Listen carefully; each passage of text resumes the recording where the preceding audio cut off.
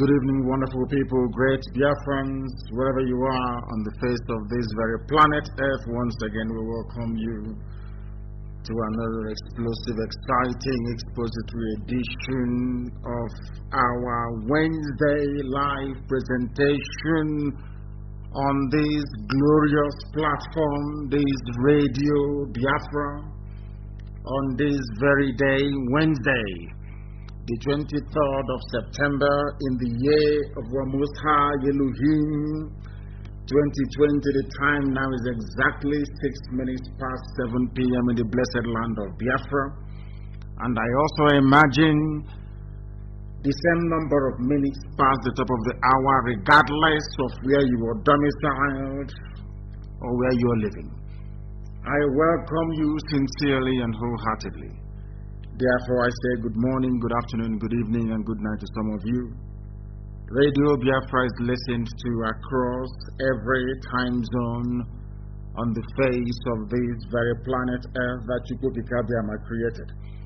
I welcome each and every one of you, and as I do so, I will please encourage you to welcome other people as well.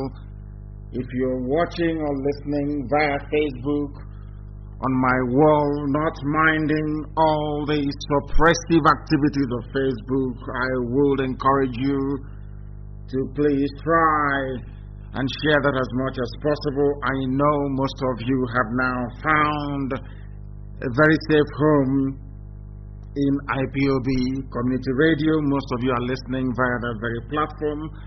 Some are listening via our satellite, even all the way to Europe. And I know that a greater majority of our people are listening via FM 102.1, depending on where you are, in Biafra land, in Lagos, in Abuja, and also in Kanu as well. We are broadcasting this very message that our people may become sufficiently enlightened to advise themselves that continued existence of the damnable zoological republic will mean their premature termination, not just of themselves, but their communities, their villages, and also their ethnic group as well, if care is not taken. Therefore, we are here to preach this very gospel of hope, of redemption, a gospel of truth, and unblemished propagation of the gospel of the restoration of the kingdom of heaven upon the face of this very earth. Without further hesitation, we are going to pray. And after we must have finished praying, then we will go on to bring to you what we have in store for you this very day. Because we know that the whole world is waiting very patiently to hear this very gospel this evening. We are going to pray. I am going to pray a prayer of David.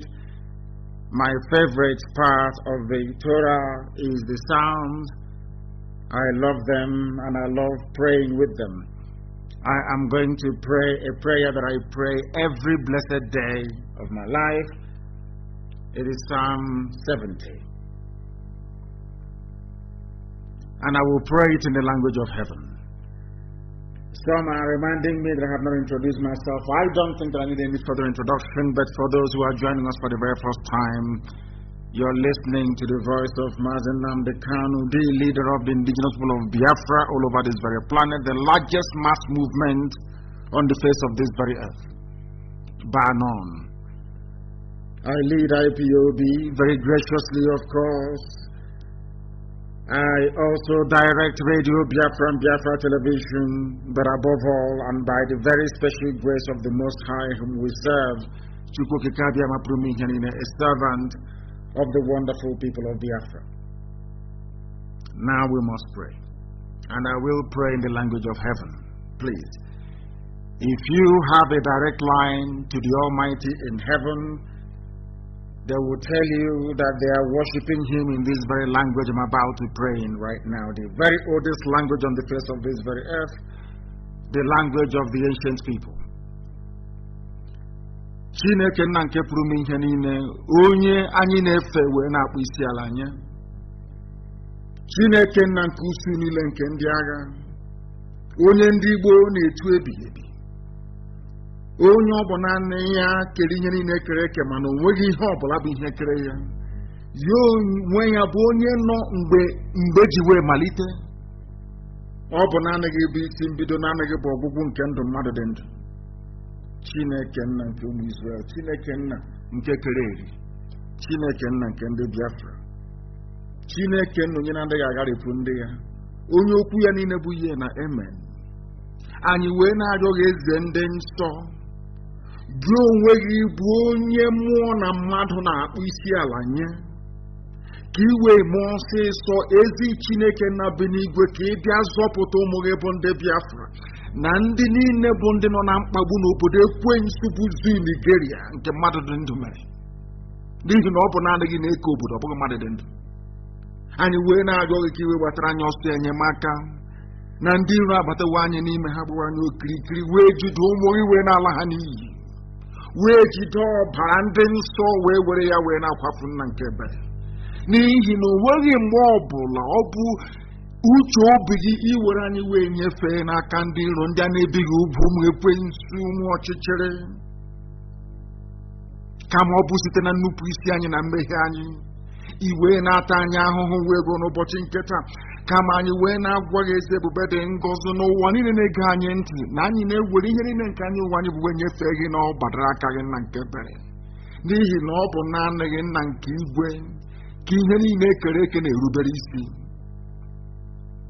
Anyị wee na-arịọ gị ezi ebube dị ngọzi ka iwe etinye ndị dị etu a n'ụzọ ihe nakwa ọgba aghara, bụ ka ha rabụ ndị na-achụgharị anyị mgbe niile, ka ha wee memile anyị, ka iwe chụghachi ndị dị etu azụ bụ Fulani Janjaweed na ndị otu ha niile, ma tinye ọgba aghara n'etiti ndị dị etu a bụ ndị chọrọ mmemila IPOB.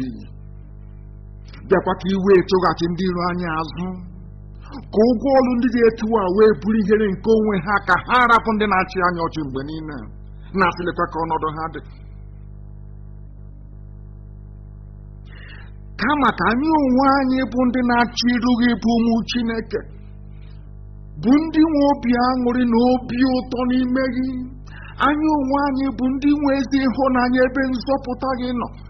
Ọ bụ ya mere mgbe niile ka anyị na-ekwu ukwe wee na-abụ abụ wee na-eweli olu anyị elu na-asị onye nwe anyị bi n'igwe, ka anyị jaa gị mma Chineke nna bi n'igwe, ka anyị jaa gị mma ọkaka, ka anyị jaa gị mma nwanne otu onye, n'ihi na anyị bụ ụmụ ogbenye, nweghị ihe ọbụla nke anyị nwe. Anyị wee na-arịọ gị ka iwe gbatara anyị ọsọ enyemaka ọsịsọ, n'ihi na ọ bụ naanị gị bụ Chineke na nke pụrụ m ihe niile. Ọ bụ naanị gị bụ onye enyemaka, ọ bụ naanị gị bụ onye nzọpụta, ọ bụ naanị gị bụ Elohim Adonai El Shaddai. Biko atụfukwala mgbe, dị ọsọ ezi ebube dị ngọzi, ka Biafra wee bịa, ka anyị wee jaa gị mma, wee too gị. Ọbụla dị ka ndị mmụọ ozi si wee na-agba oche oze gị okirikiri na nke bred ngọzi wee na-asị na ede nsọ, ka anyị onwe anyị bụ anụkpa ahụ n'elu ụwa wee si etu a wee jaa gị mma ezi ebube dị ngọzi. Ka otuto niile na nsọpụrụ niile, ịja mma niile bụrụ nke naanị gị onye nwe m, ugbu a ma ruo mgbe niile ebighị ebi, ka anyị na-arịọ gị. Ise, the language of heaven. If you pray in this very language, anything you ask for will be given to you. If your heart is clear and your mind is pure, that I can assure you. There is nothing that I pray for that I do not get. Absolutely nothing. Anything I ask for, I get it. I pray in this very language of heaven, the language of the ancients. If you want to know how to ask God for something and is granted, go and study the secrets of David. David is about the only person that knew how to speak to Elohim, and all his wishes was granted. Thank you very much. I welcome each and every one of you. All of you, wherever you are this very evening, you must get your pen and paper ready, because we are about to educate even the uneducatable. We are going to educate them this very day. We are going to speak the whole truth and nothing but the truth. A justification of everything we have been preaching from day one. I am starting today's program with that very letter that I now believe has gone viral. You know, sometimes I wonder only if we can reason properly, only if black people can reason properly and discern, only if we can read between the lines, can we then appreciate the magnitude, or should I say, the importance of this very correspondence from the very Baroness Cox, a woman that I met. I think that was last year. I went to the House of Lords and we met her, myself, And my immediate younger brother, as a matter of fact, accompanied me on that very trip, and also Solomon Ebo as well, who is our Manchester coordinator. We went to go and see Baroness Cox, and she spoke very well, very eloquently, very grand. And we knew, or I knew immediately, that she was a woman of immense courage and integrity. And today, I believe, with the writing of this very letter to Patricia Scotland, Tuesday, who is the Secretary General of the Commonwealth, that she has justified my faith in her. She has justified my faith in her. And I wish that a lot of people can come up, not too long ago, just a few days ago, so to speak, the U.S. ambassador made history as being the first person, not just the first woman, but the very first person to guarantee what may resemble free and fair elections in the damnable zoological republic. And now that has been followed by Baroness Cox. I don't know the influence that women are having. I wouldn't say they're inordinate, but I do welcome all of them. And we are going to analyze this very correspondence this evening to lay a very clear and unmistakable foundation as to the direction the zoo is headed, and what we all need to do individually and collectively to ensure the survival of our respective ethnic groups and our respective nations that lured, unceremoniously bound together in the British colonial experiment that they also christened Nigeria. Baroness Cox of the House of Lords of England, of course, of the United Kingdom, wrote to Right Honourable Patricia Scotland, QC, the Secretary General of the Commonwealth, whose office at Marlborough House in London is W1, Y5HX, a place I know very well, having lived there for very many years. And Baroness Cox started by saying, or by addressing her letter to Patricia. She said, "Dear Patricia, we write," we meaning herself and a few other parliamentarians in the UK, "we write to highlight urgent concerns about escalating violence in Nigeria, where attacks led by Boko Haram, Fulani herders, and other Islamist militia continue in northern and central belts, with reports of increasing violence in the southeast. For the very first time, they acknowledge that there is violence being visited upon our people by the Janjaweed military, the army, and the police." You must listen very carefully in this letter, and also for the very first time coming from people that we consider to be part of the British establishment, a recognition that despite the coloration by some sections of the zoo media in terms of the description of those carrying out all these heinous attacks as Fulani herders, for the very first time they acknowledge that Fulani people are the ones killing, pillaging, maiming, and sacking towns and villages. At the risk of sounding like an ethnic bigot, which is what they often accuse me of, but the truth of the matter is that each and every of the now 7 terrorist groups in the zoo are all funded and staffed by Fulani people. And as I said, for the very first time, I know that the Foreign and Commonwealth Office will disagree with this. I know that those of them who work in their foreign missions, who get, should I say, quite a sizable chunk of bribe money from the Fulani Caliphate, will disagree with this. Anybody who is against it is in the payroll of the Janjaweed. You must understand this. For the very first time, they acknowledge there are attacks from Boko Haram, of course, but from Fulani herders.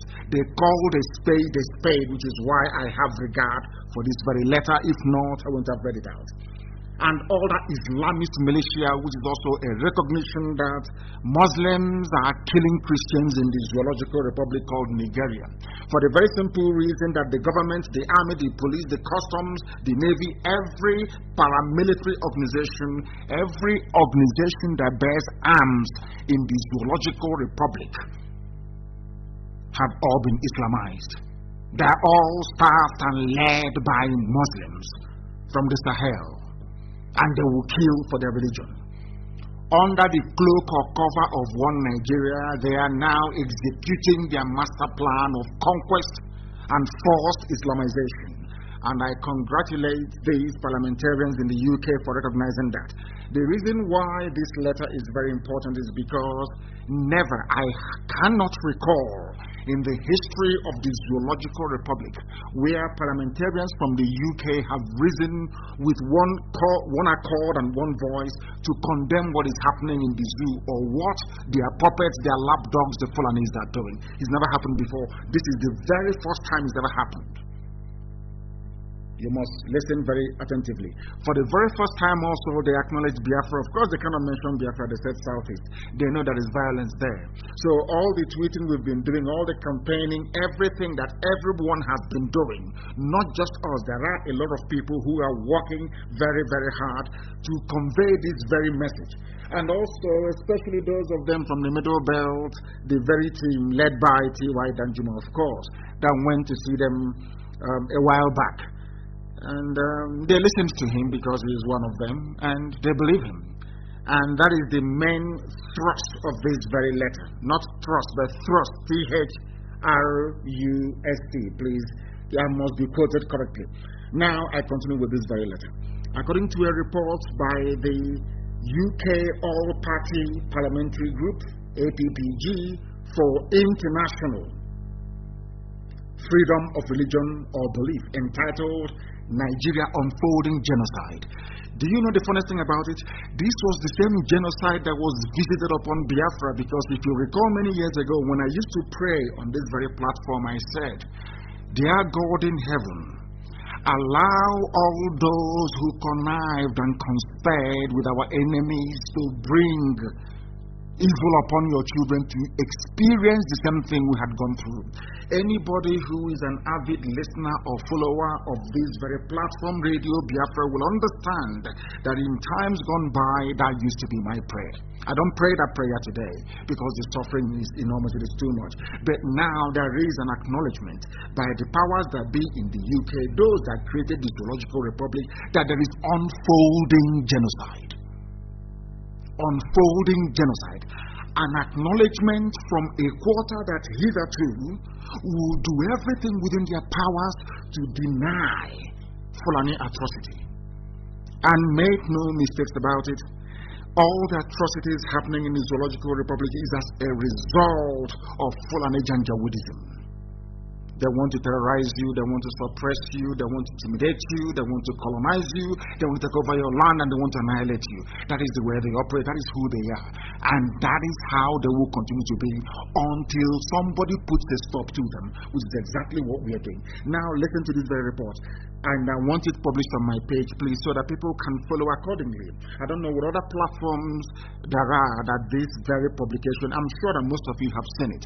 But the only reason why I'm having to do this analysis is because I don't think that they did justice to it. They do very well, most of them, but I don't think that they quite handled this properly.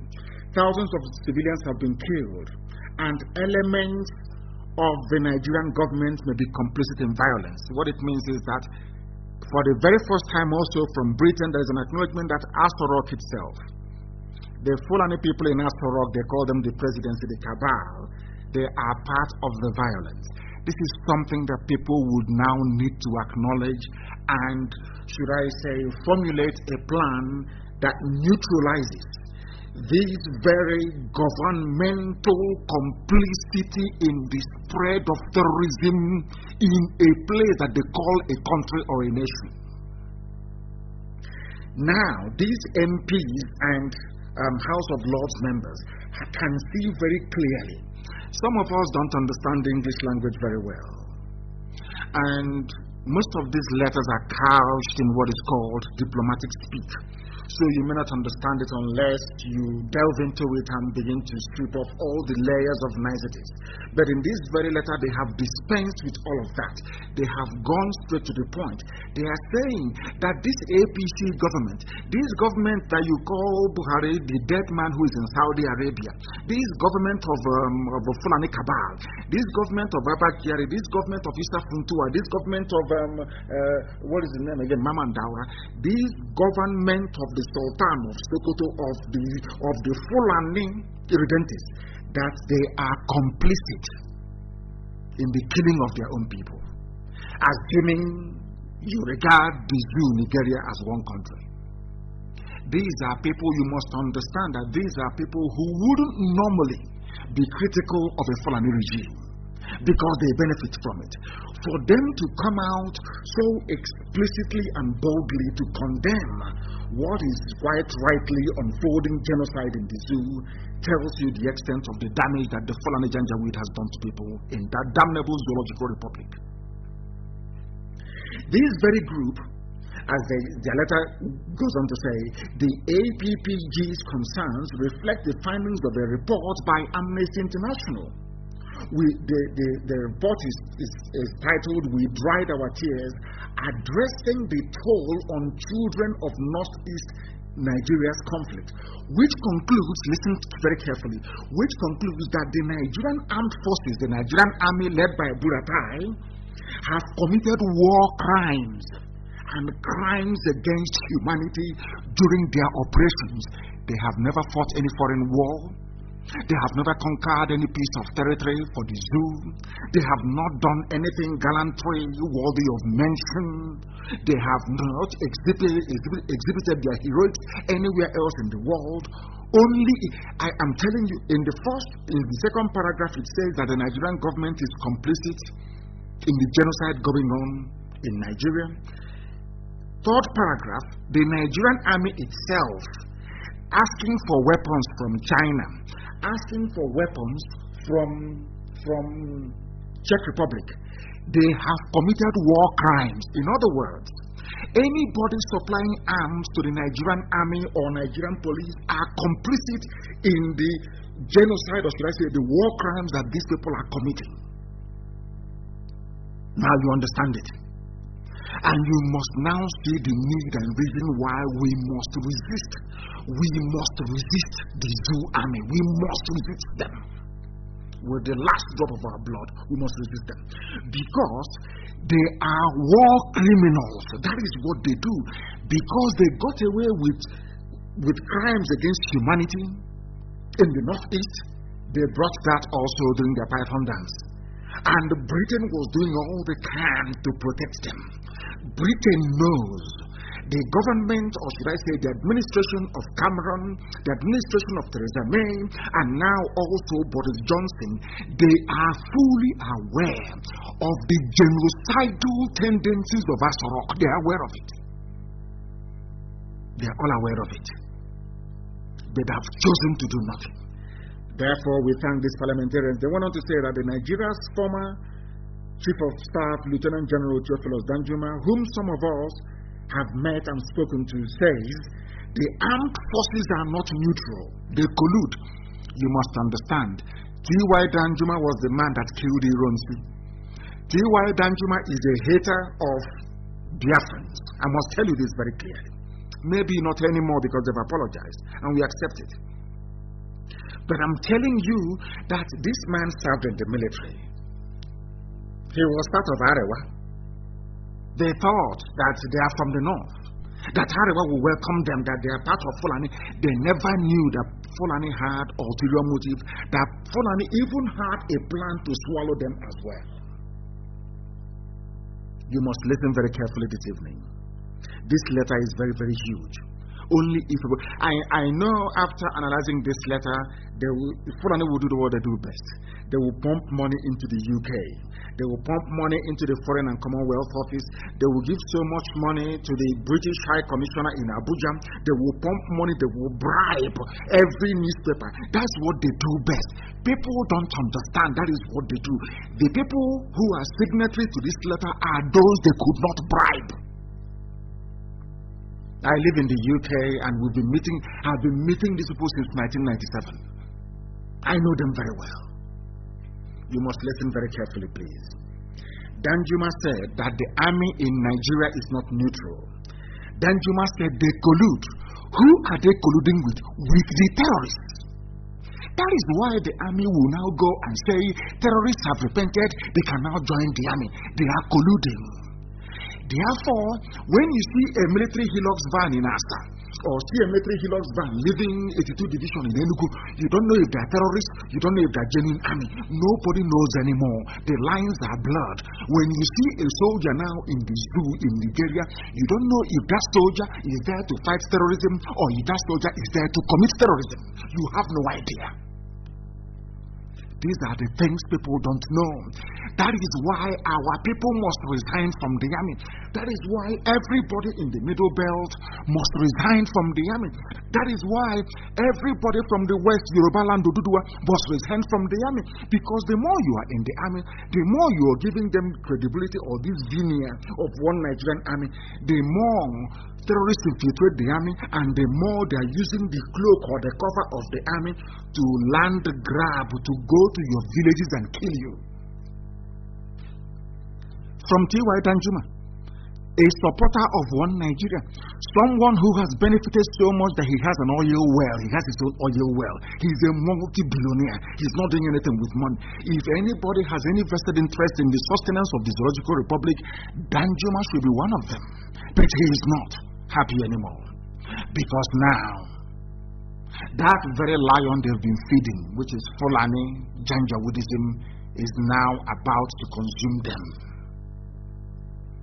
That was why he said the army of Buratai is not neutral, and they collude in the ethnic cleansing.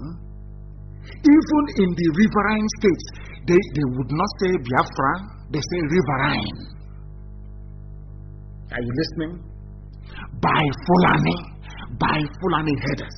He insists, that is Danjuma, that villagers must defend themselves.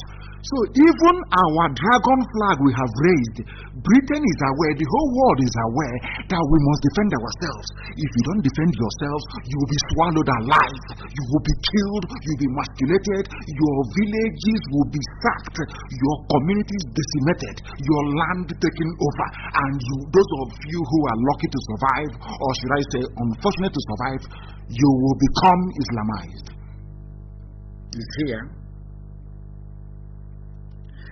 You must defend yourselves, because depending on the armed forces will result in them dying. If you depend on Nigerian army to defend you, they are the terrorists themselves. You will die one by one. The ethnic cleansing must stop, according to this very letter to Commonwealth. I'm not sure they'll do anything. After all, Baron Scotland held the zoo will give her, if they used to give her £1 million before, they'll give her £5 million now. I know them, that's what they do. I know the man responsible for distributing the money. He's also a member of the House of Lords. When the time comes, I will give you complete revelation as to who these people are. I will name the consultancy firms they're using in London to bribe the lawmakers. So Fulani can slaughter all of you. You will not hear Boris Johnson condemn it. You will not hear the Foreign Office come out and say what is happening in Nigeria is wrong. They will never say it, because money is pumping in. There is free oil, free gas. As long as free oil, free gas is coming, courtesy of Fulani presidency, they have no worries. All of you can die. Now listen, continuation of this very letter. The state's failure to protect its citizens is a clear breach of its obligations under the Commonwealth Charter in respect of human rights. Now there is a wide acknowledgement that Nigerian army is not going to defend you. Instead, they will kill you, they will rape you, they will help the Fulani terrorists to take over your land.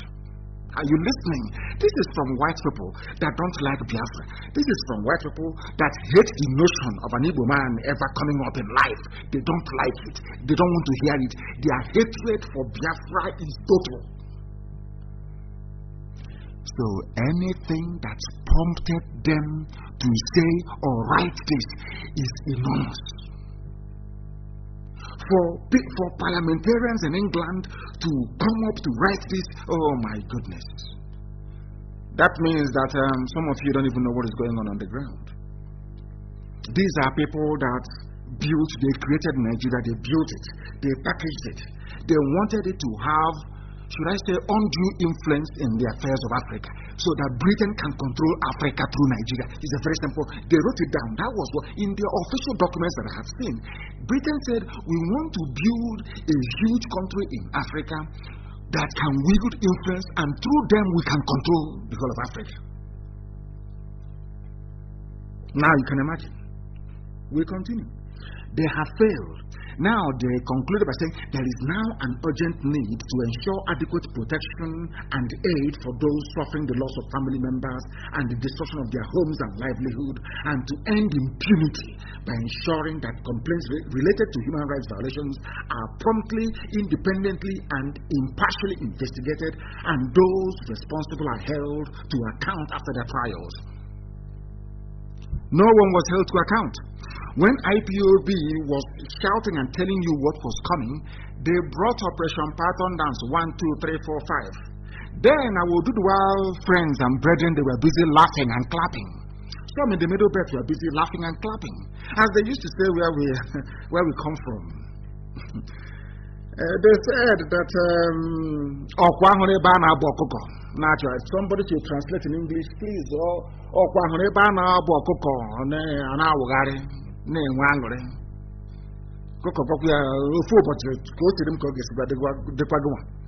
Somebody should translate. Somebody should translate for the world to understand. Today, when IPOB was fighting Fulani Janjaweed, we were protesting, we were rallying, we were marching, telling you that death is coming. Some people in Yoruba land, they said, no, leave them, let's see, it's secessionist. Until Fashoranti's daughter was slaughtered by Fulani people. Until Fulani now occupy some forest in Yoruba land. Now their eyes opened. The Middle Belt were rejoicing after they were against Biafra, they were against everything to do with Biafra and freedom, until Minyetiala got into their villages and their communities, raped their children, abducted them, dismembered them, slaughtered them, took over their land, renamed it. Then their eyes opened. That thing we saw many years ago, you are only now discovering. And I say good morning to all of you, and I welcome you with open arms. Now, we can join forces and fight this monster together. And the only thing that is making them to survive, the only thing that is sustaining this Fulani hegemony, is the stupidity of some of the Efulefus buried in all these ethnic groups, all of them. Some more than the other. I can assure you. Some more than the other, I can assure you. But we're going to deal with all of them. In conclusion, they wrote, we write therefore to ask whether you are able to respond on behalf of the Commonwealth and to raise these urgent concerns with the Commonwealth Ministerial Action Group. We will be very willing to meet in person or perhaps more practically online via Zoom to discuss how we might proceed. This, as I told you about Britain and the white people, if you remember, a long time ago as well. I said, no matter how bad they are, I told you about England, no matter how bad they are, they have conscience. One day they will rise up and say that what is happening is bad, and they have done it. That's one thing about them. I told you that's one thing I admire about them. No matter how bad they are, one day they will rise up and say enough is enough. That was how they ended slavery. People went to court and argued in England that slavery was inhuman and inhumane. And they ended it. It's a country that, respects logic and reason. And now they have come to the conclusion that this cannot continue. They need a country or a nation exists to protect the people. When that state can no longer protect the people, that state loses or ceases to hold the legitimacy to be called a nation or a government. Do you understand it? If you cannot protect lives and properties, that state should not exist. That is why you have failed states. States that can no longer guarantee the safety or well-being of its citizens and their properties. That's all. Is it happening in the zoo? Is it because you hear the little ones that you hear because of social media? If not, you will hear nothing. The killings will continue, nobody will talk. Britain is getting oil and gas, so why bother? If America wants to decide, please, don't even go there. It's our territory, it's our area, we'll colonize that week. Britain says, What are you going to teach us about Nigeria?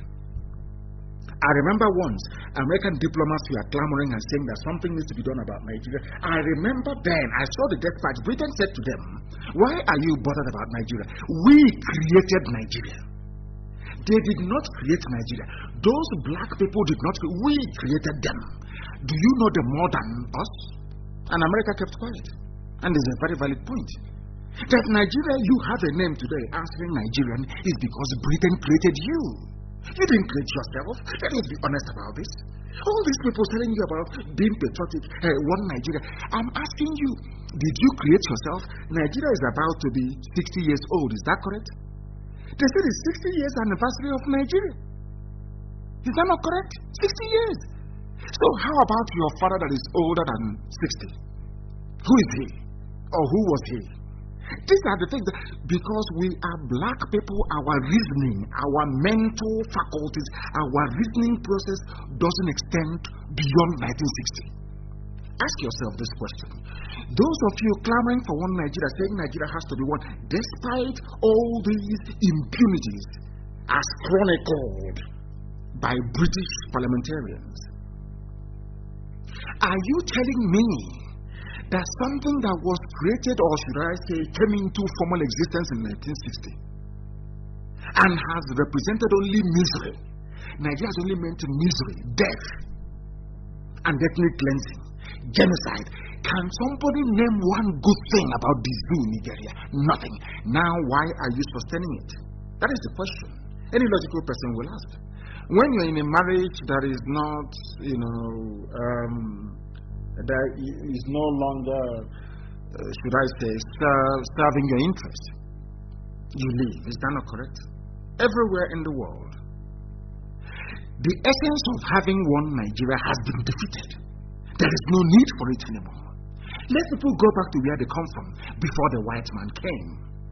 Because by allowing Nigeria to continue to exist, what you're doing to yourself is that you are denying your heritage, your culture, who you are, and your traditions. You are saying that you don't exist. You're handing over all you are, your essence, to the British.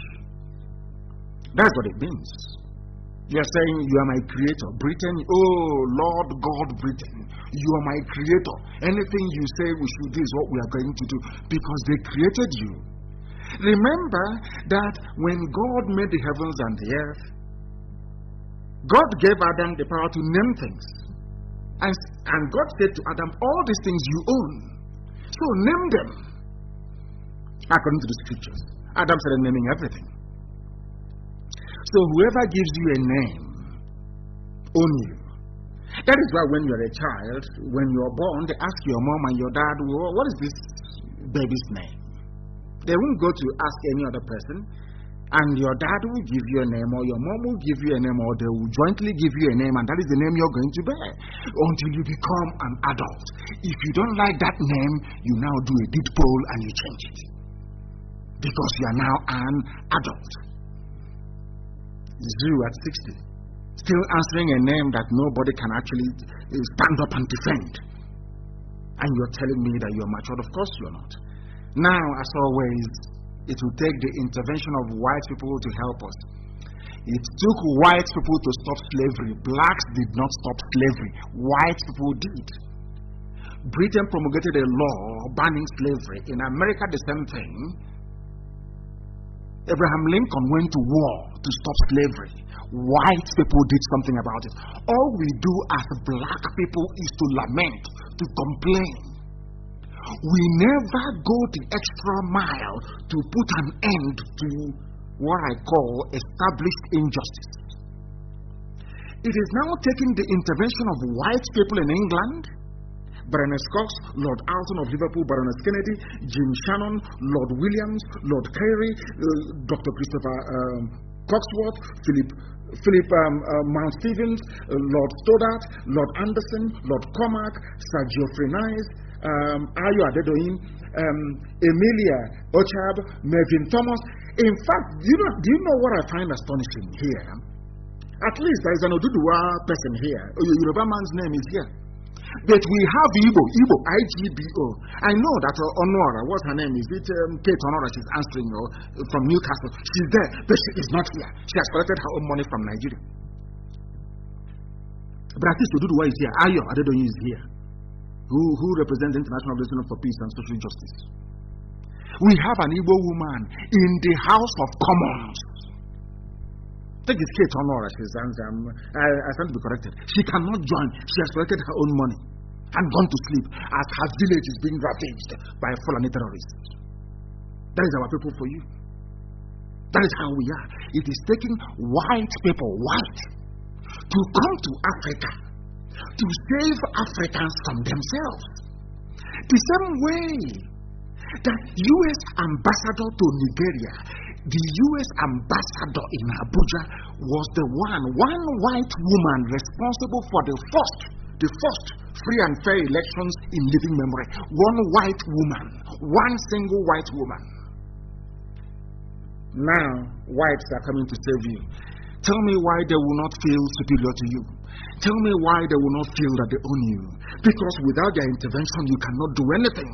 Whereas all it would have taken for us to change things in the zoo is Middle Belt, Oduduwa and Biafra rising up and saying enough is enough. Fulani will flee. Fulani will run away overnight. If we stand up tomorrow, before Sunday, Fulani will leave everybody alone. But they come to your village and they bribe you. They're from Munich, Yoruba Muslim Association, they give them some small change. They come to our land, they get the likes of Hatters, the likes of that effort is the Korawasa, they give them some money, start talking rubbish. One Nigeria is our turn, we can salvage it. In fact, right now, funny enough, they no longer have anybody in the Middle Belt to go to, which is quite shocking. The people now yapping still the same old mantra, the same old rubbish, are those from the west and from the east. The likes of Duro Nobule. I think I read something, one rubbish they wrote about we are not for this secession. Seceding from what? I asked them. I will look at it. Seceding from what? When you hear fools talk about secession, seceding from what? From a country that is 60 years old? When my history tells me or teaches me that my land is over 5,000 years old, how can I say, how can you be in a house? You are in a house. And you say, the son will say, Dad, I'm seceding from you. You and your dad, it's your dad that will kick you out and say, you are over 18, come on, go and look for somewhere to live. You come out and you say, Dad, I want to secede. Does that make any sense? 60-year-old nation, or should I say contraption? 60 years. How can I secede? I am older than Nigeria. How can I secede from it? My uncles are older than Nigeria.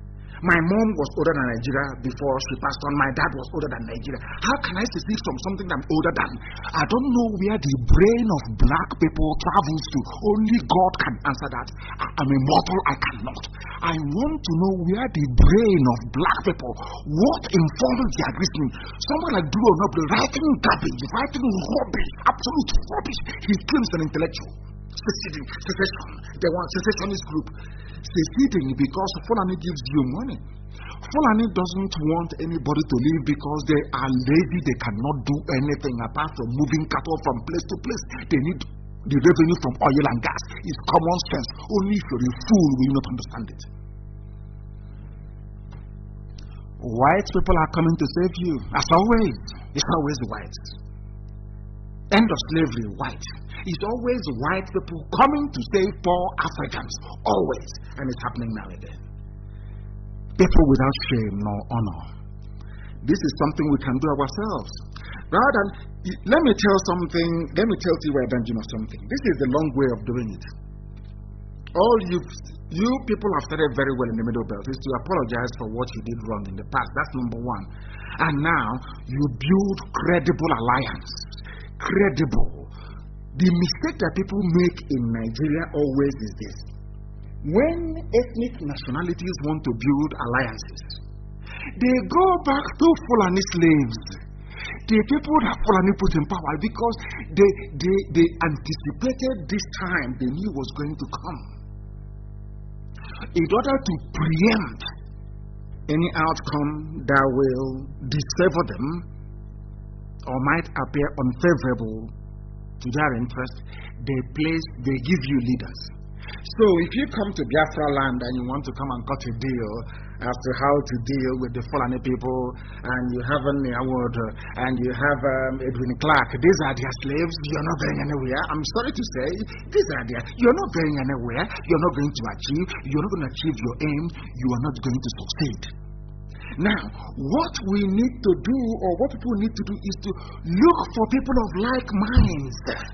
That is how to defeat Fulani. If you come and you're looking for the same people that are responsible for placing us where we are today, you will not make any progress. None whatsoever. Go and try and see. That is why Danjuma ran to white people to go and complain to them. Because we know as blacks, only whites can do something about our plight. How very shameful. How very shameful. That is the letter to Commonwealth, and I do pray and hope that Baroness Scotland does, look at it. She should I say, jettison every other financial consideration and give her fullest attention to this very letter. And then you see this will change, because they understand that there's only one solution. The only solution is division. They know it. As long as you are with Fulani must always try to take you over. This is something that fools will need to understand in this view in time to come. Once you're with them, one day, if they don't do it, their children will do it. What they think they're executing today was planned nearly 200 years ago by Ottoman Danfodio. So all of you, one Nigeria, we want to be one Nigeria. I am telling you that you are signing your death warrant. You are placing your community in jeopardy.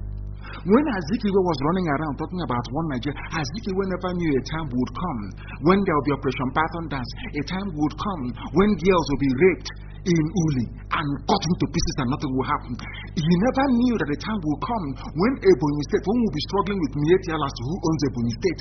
He never knew that a time would come when Fulani Janjaweed will impose a governor in Imo State. He never knew. He was fighting for one Nigeria, one big Nigeria, Pan-Africanism and all that garbage. He never knew, or he was unable to fathom the consequences.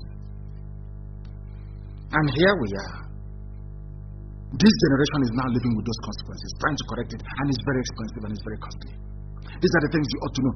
Anytime you see any idiot, any fool, regardless of his or her presumed education or degree of enlightenment or exposure, I am telling you that person is a compound idiot. I will challenge any non-entity to debate me anytime, any day.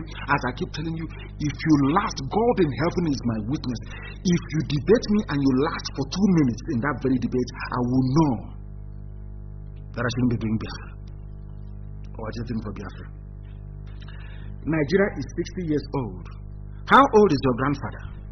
Most of you listening, how old is your grandfather? Now, ask yourself this: what was your grandfather's country before Nigeria came into existence? And that is how I always start, and they run away. That is before you come. I won't even let you to get to all that nonsense about I am in Nigeria, patriotism and all that garbage. I ask you one simple question: how old is Nigeria? You tell me. Then I used to debate with my friends. They said, "Oh, Nigeria is 40 this year." Over 20 years ago. I say, okay, how old is your mom? Your mom is 45. So what was the nationality of your mother before Nigeria came into existence? And they start scratching their heads. But it is God and all the rest of it. I said, if it is God, then why do you answer Nigeria? Why is your name Nigeria? Why is it not that thing that your ancestors answered before the white man came? To truly reflect that your land came about as a result of fusion of common value system, which is what determines if a country should stand or not. Common value system, and they know it. But the thing in this is that none of their professors will ever delve into it. Never. And you see these zoo animals, they will scurry away with their tail between their back legs. Useless people that didn't go to school. They think that having degrees means you are educated. Of course you're not. Who created Nigeria? a man and a woman, mortal flesh. And I ask you, who created Russia? You can't tell me. Who created Japan? You can never tell me. Who created Korea? Nobody can, only in Africa. Can you name a human being as being responsible for the creation of other human beings? What an utter abomination before God and before man. If you are strong in this view, you come and debate us. At the time that this letter was being written, because in this letter they mentioned Boko Haram, they mentioned Fulani headsmen, they mentioned Islamic terrorist groups. At the time of this letter, none of you knew that there's a new kid on the block, a new Fulani terrorist group on the block. And there was a video. Please try and send it to some of you. Should exchange it. I want it to appear on my page. Chinasa, make that very video available. There is a video of Boko Haram Fulani terrorists playing in their villages. They packed their cars and their AK-47 playing. Nobody came to bomb them. Nobody came to raid them. Nobody came to shoot at them. Nobody. I want that video published now. Look for it and put it on my page. As at the time they were writing this letter, little did they know that a new group is coming, another Fulani group. Another Fulani group. They deceive all of you with their usual mumbo-jumbo, their usual garbage, and you fall for it. Nnamdi Kanu, IPOB, we don't fall for such garbage because our reasoning faculties are intact. Our brain is intact. Every day we analyze, every day we compute, every blessed day we are going through their intentions and their motives line by line. Some of you go to sleep. You eat and you go to sleep. You watch useless Big Brother and you go to sleep. We don't sleep. We are awake every blessed day analyzing the intentions of the enemy because some of you are blind. Spiritually, physically, morally, intellectually, you are all blind in this zoo. That is why someone that is 60 years old is trying to arrogate power to himself over and above something that is over 5,000 years old. And you want white man that visited Nigeria to respect you. You want white people to look at you as an African as their equal. When you abandoned thousands of years of history to embrace something that is so plastic and so artificial is not even worth remembering. If you don't learn here, you'll never learn anywhere else in your life. This is the finest university on the face of the planet. As long as you're a black African or a black person with black origin, you can trace your origin to Africa. Radio Biafra, this gospel we preach is the finest thing to ever happen to you in your life. Is it a coincidence that are now naming all of them who are Igbo? That the governor of Cross River State is now saying he's Igbo. Do you know what goes into what we preach? Do you understand the effect it's having on people all over the world?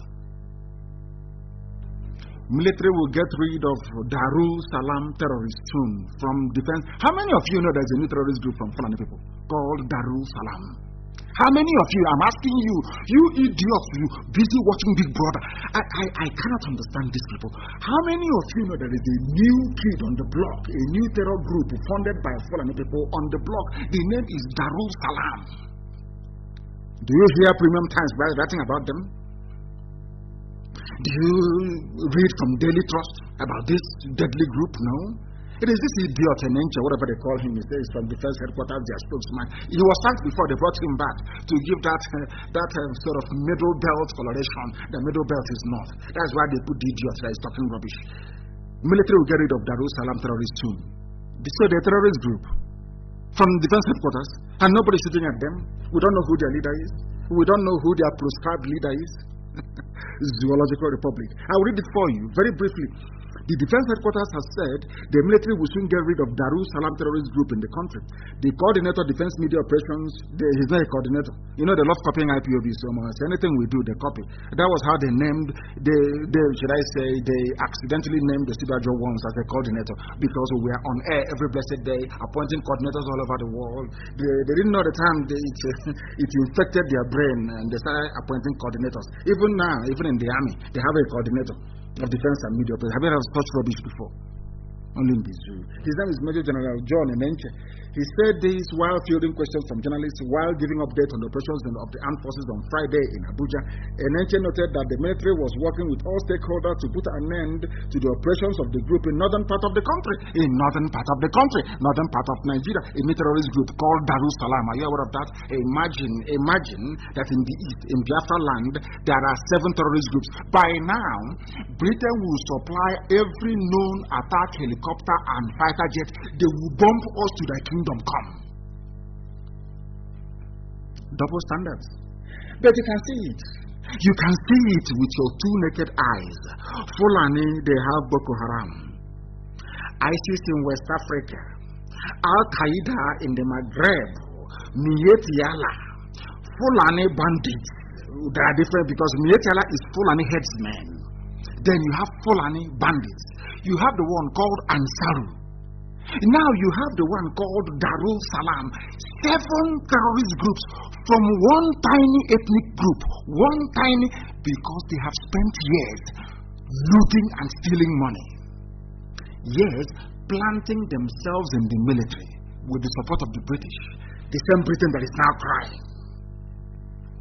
Because once the zoo implodes, Britain and Europe will receive nothing less than 40 million refugees. 40 million! That is why they don't want to open their borders to you. That is why they have suspended all visa for some of you zoo animals. Because they know the zoo is going to collapse. They don't want you in their country, because if you're in their country and the zoo collapses, you can seek asylum and you can stay there forever. Now you understand. Here we give you information that you will pay very dearly to receive from any other source. It's free of charge here on this very platform. Blessed by heaven, of course. There is a new terrorist group. So I am advising the parliamentarians that wrote to the Commonwealth Secretary General to please revise their letter and add also Darussalam. All you hear is that we have no state of emergency. That prostitute in Asorok, that idiot with bleaching cream, very soon her face will burn. Loretta Onochie, supplying Edo girls to her clients in Italy. That idiot. Talking about state of emergency in the east, in Biafra land. Whereas there are 7 terrorist groups from Fulani, from Sokoto, from Katsina, from Kebbi. No state of emergency, no. But it's in the east. That is the day people will hear her story. I'm telling you the truth. And it won't be pleasant. I'm telling you. It won't be. The defense headquarters was determined to deploy both kinetic and non-kinetic kinetic and non-kinetic means to rid the nation of the group and other forms of criminal elements. Kinetic and non-kinetic. But in Biafra, it is tanks, AK-47. Go to MNA and shoot people. Go to Aba, you abduct. Go to Asa, you abduct, you kill. Wherever you go to Obibo, go and you kill. Anybody you see, you shoot. Not a single terror group, not one. But where you have 7. The funny thing is that the people with 7 terrorist groups who are funding them are the ones telling other people that they are coming to their land to declare state of emergency. Can you believe such rubbish? These are the consequences of weak leadership. I don't blame them. I blame those that claim they are the helm of affairs, those who claim they are the helm of power. You must continue. This is a new group, and you wonder what on earth the Nigerian army and police and DSS have been doing. DSS is meant to be a secret, intelligence gathering to preempt these things and to stop them from happening. But they are there. They're in Enugu looking for who to abduct. DSS are in Awas are looking for who to abduct. But in the north, where they should be focusing all their resources and energy and attention, they abandoned it. They came to the south to look for who to abduct. Secret Service, DSS. They are there.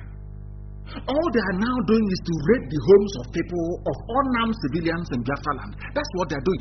Whereas in the north, the money, the budget they get is to stop these terrorist groups from emerging. Have they done it? The answer is no. They are busy chasing Biafrans.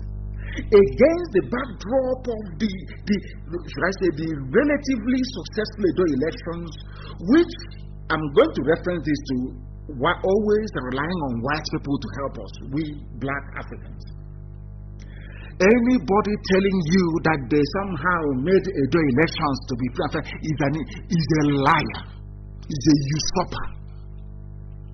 Only one person on this earth can take credit for Edo elections. Only one person, the U.S. ambassador, no other human being. I heard the Edo people, we want to thank the president for free. In fact, they are manufactured goods that don't exist. That's what they do. Brown envelope journalism, 4,600. I think the money has come down now. 4,600. Anything you want, they write for you. Some groups in Edo congratulate Buhari. Which Buhari? The one that you can see or the one you cannot see. We are coming to that later on, because I think Simon did a very good job on the analysis of the video of the idiot addressing you and recorded video. Have you heard of such rubbish before? We'll get to that later on.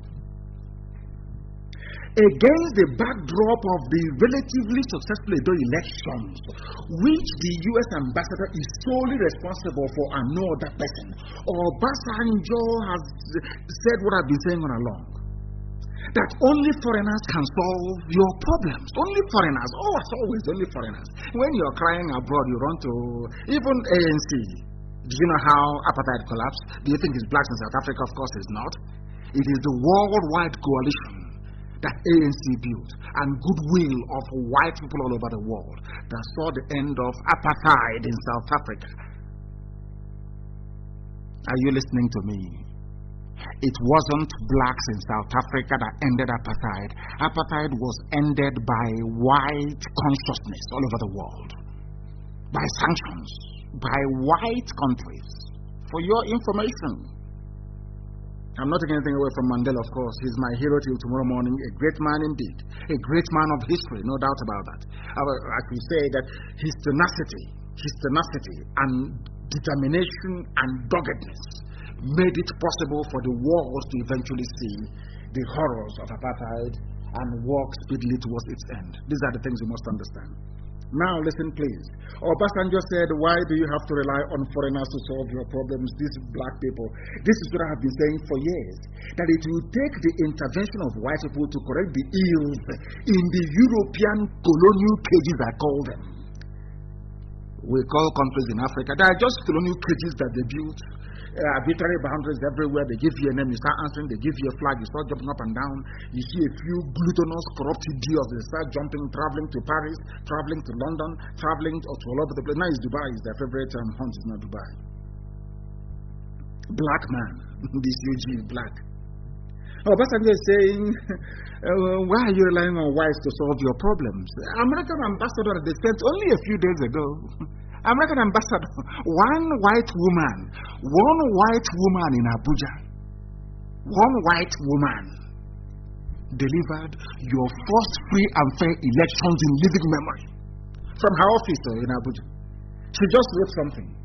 If you rig elections, you will not enter USA. We will deny you visa. And she wrote a few names of some people that are corrupt, and that's all. One single white woman in an office in Abuja managed to deliver something that 200 million people couldn't do. Unbelievable. But what I would say is that it was the Europeans that built the mess these do, so maybe it's only Britain that can fix it, who knows. Do you know what Obasanjo said? Obasanjo said, there is a problem when foreigners are the ones fighting for a better Nigeria, making reference to the letters that the parliamentarians wrote. There is a problem. Now foreigners are the ones fighting for a better Nigeria. Foreigners are the ones fighting for you not to be killed in your farms in the Middle Belt. Foreigners are the ones now writing and saying that army and police should stop killing people in Biafra land. Foreigners, white people. That's what Obasanjo is saying. He might say, former President Olusegun Obasanjo has said that Nigeria is not where it should be due to leadership failure. Of course, he was one of them. Leadership failure. Every year they blame their leaders as if their leaders were thrown down from heaven. No, or from hell, as the case may be, considering how awful they are. These leaders came from the people. And also, Obasanjo will be shocked that an average Nigerian, an average Nigerian is worse than the leader. An average Nigerian is a bundle of idiocy, is worse than their leader. Give them opportunity now. Ask them to go to House of Assembly. Are they not the same people in Imo State House of Assembly that said that you can give powers to governor to detain people at his pleasure? As a King Hopus at of Imo State. They are worse. It is not a crisis of failure of leadership. The problem with black people, especially exemplified by the zoo, is lack of ability to reason. The people are not reasonable because where people are reasonable, you cannot have bad leadership. If a bad leader emerges, they remove the bad leader. Bad leadership endure where people are themselves foolish. Are you telling me that white people did not have bad leaders? Of course they did. They overthrew their monarchies. That said that they are God, that God sent them. They killed all of them in Europe. Now Europe saw the light. So that is why there is a popular saying in England when I was going to school that people deserve the leadership they get. Because if you don't like that leadership, you remove it either through the ballot box or through revolution. If you cannot do either of both, then you live with the consequences of it. That is something that blacks don't know. That is how life is. Obasanjo said over the weekend they gave him another leadership award, 60th birthday retirement of one church somewhere in Abiyokuta, is it Ijebu there? I don't know. He said it is unfortunate that foreign nations now feel the need to intervene on issues that can ordinarily be addressed without external intervention. Very simple. White people are coming to save the niggers that they created in Africa. You, as a black man, you are not even ashamed of yourself. And the Fulani has no shame. You know, when somebody has upset, when you have no shame, it is difficult to shame you. They have no shame. That is why white people are coming to fix a mess that they created. 7 terrorist groups. They have run the most nepotistic government in history. Everything is Fulani in broad daylight.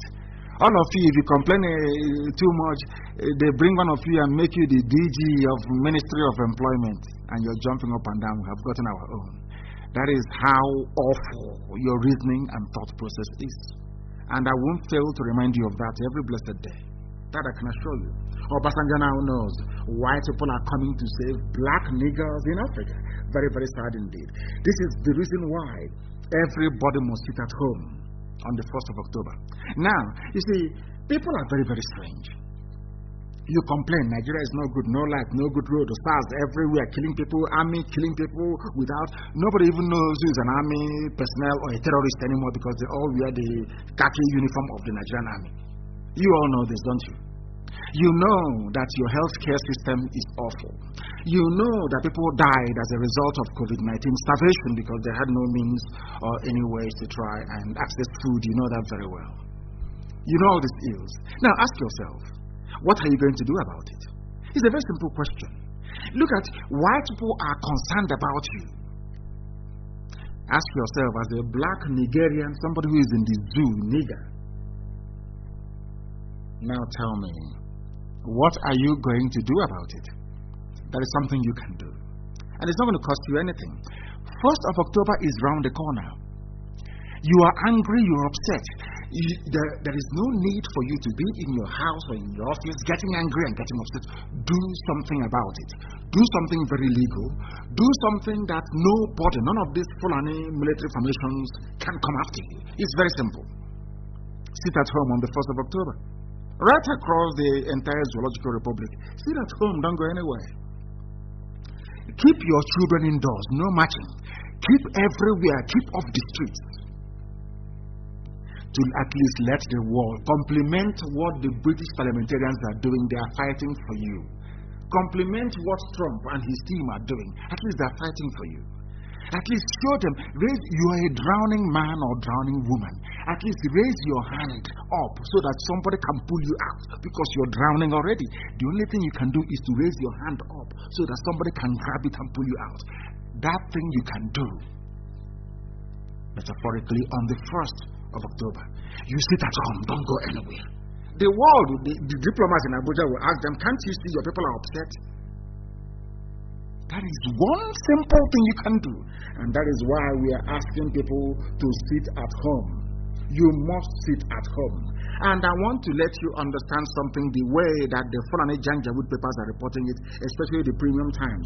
This very statement was issued today, if I'm not mistaken. And Premium Times, which is the Janjaweed, the Fulani newspaper, they carried it. You know what they said?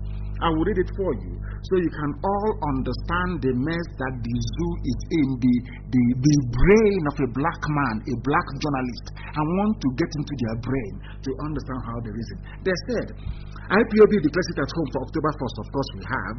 IPOB said its members will join it, not its members. IPOB is a nation. It is called indigenous people of Biafra. There may be some efulefus you have bribed, some idiotic pastors you've given money to, some idiots find themselves traditional rulers that Mietiala has bought land from. They are in a inconsequential and insignificant minority. We are the people and we own the land that we occupy. IPOB said its members will join its Yoruba counterparts agitating for the Republic in public protest to match it. Of course we will. IPOB will come out all over the world. We are COVID-19 permitting, of course, restrictions in those countries to protest that the zoo is falling. And we shall do so happily and gladly with our Oduduwa counterparts. Of course we will. Because now, as I wrote earlier on my page, I now believe that a credible Yoruba self-determination leadership is now beginning to emerge. I said credible. Those that will not fail us tomorrow, they are now beginning to emerge. And we must warn very clearly. If anybody is thinking that they can use Oduduwa agitation at the last minute, they will say, okay, Tinubu, people are agitating in the east, people are agitating in the west. Let us give it to Tinubu so that agitation in the east can die down, or at least in the west can collapse. Then they are mistaken. Because my Yoruba brethren must know this. This is the final bus stop. If in any way this agitation for Oduduwa independence collapses because of Tinubu presidency, you know that the world will never ever believe you again forever and ever. You must understand that. Everybody must know that. That is why we say IPOB, we are not going back until everybody is set free. And we mean it. We are going to come out on the 1st all over the world to join our Oduduwa brethren in letting the world understand that the zoo has no hope. But we don't want to hear tomorrow that they have given Tinubu presidency and then you slacken and you change. We don't want that. I'm saying it so that the whole world can hear what I'm saying. Very, very important, please. I will go on to describe how this useless zoo newspaper reported it. They said, proscribed secessionist group. That's how they describe us. Proscribed. So if that one doesn't get you, secessionist would. Is a Fulani man writing. Secessionist group. Indigenous people of Biafra has declared October 1st sit at home across the southeast. No. We said across Middle Belt. Also in Oduduwa territory, Yoruba land, and the whole of Biafra land. This nonsensical reporting every time, Southeast, every time Igbo. Have you been to Igodomigoro land to see the wave IPOB is making? Have you been to Izon? Have you been to Bayelsa to see how many IPOB families there are? Have you been to Cross River State to see how many IPOB families there are? Have you been to Akwa Ibom State to see how formidable IPOB is on the ground? People thought, you see, that is one thing about zoo journalists, they never investigate, they just write junk as you give them. Southeast, is that what the statement said? The statement said everywhere, including Middle Belt. So rather than T.Y. Danjuma complaining, now that they have left Arewa Consultative Forum, now that Middle Belt is standing on its own, 1st of October, you can send a clear message to the whole world. And after this very statement today, from tomorrow, you see foreign, they'll start distributing their money as usual, traditional rulers. All the compromised social cultural organizations, they start moving their money to Ohanese, giving them money. They'll start talking rubbish. That's what they do. But the essence is this: we are live on air every blessed day, driving home the truth. which is this very narrative that if we all stand up, ordinary 1st of October, if you want Fulani Janjaweedism to stop in your village, ordinary 1st of October, lock up your businesses, stay at home, you see what will happen. Simple thing you can do. You don't need a white person to do it for you. You don't need a white woman to come and save you. You can save yourselves. You are human beings and you have brain in your skull. Do something. Register a protest. Say, I am not happy with what is happening. Sit at home. I did not say Biafra land. I said Oduduwa land. I said Middle Belt. Sit at home. Because at the same time, all over the world, we, IPOB and Oduduwa, will be joining together to go and protest, to let the world know. Now when they come, they will say it is no longer Biafra. Now they will remember Ojukwu. They will say, but Ojukwu said something similar before, in 1966 and 67. How come? Oh, even now. So the agitation is no longer about the East, it's now also the West. Because people have now seen what we have seen. And let me also use this opportunity to ask every Middle Belt forum in the diaspora to come out as well and join us on the 1st of October. All over the world. In Nigeria, we are going to sit at home, but all over the world, we are going to come out. I want Middle Belt to come out with their own banner. Come out with your flag. Oduduwa will come out with their flag. Of course, the whole world knows who we are already. And now, white people will be asking, has it gotten to this extent? Then we refer them to the letter from the parliamentarians in England to the Secretary General of Commonwealth, highlighting what is happening in the zoo. If you don't stand up to say you are somewhere, nobody is going to coach you that you are there. This is something you need to fix in your skull. Proscribe, secessionist. So, what did Britain find when they came to us? They found Biafra. Is that not correct? Because we have the treaties they signed with Biafra. That is the name. Britain had a consular general to the birth of Biafra, even before Lugard came. I don't understand people. I don't understand how blacks reason. This idiot in Abuja is writing, seceding from what? Biafra existed before Nigeria did. How can the Biafra secede from Nigeria? I can't, for the life of me, understand how black people reason. I don't know. God knows. Now, who created Nigeria? Britain. Go and ask Britain. Do a bit of research. Go through their archives and ask yourself this very simple question. Ask yourself this very simple question. Did Britain ever send an emissary to Biafra before Lugard came to create Nigeria? Yes or no? Simple question. If you can do your research, I am asking Premium Times newspaper, Janjaweed paper, online paper. If you can do your research, you will find out that Britain it was not Her Majesty, His Majesty. They had an emissary, a consul, a British diplomat was in Biafra land before Nigeria was created. Now, who is seceding from who? And please, Carol Monday, let us educate them.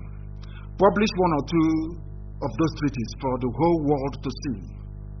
Publish it. I want it shared on my page as well. Carol Monday, I want you to publish it, that the world may see that Britain sent a diplomatic envoy to Biafra before Nigeria was formed. Now, who is seceding from who? Some of you idiots, you fools that went to your useless zoo schools, you come up, secession, that's seceding. Britain recognized Biafra before Nigeria was created. For your information, you zoo animals, that's why they won't debate me. I beg them. But they went on to say, they said we are not a group, we are a nation. We are a movement. We are not. IPOB is not a group. We are a movement. The largest in the whole world.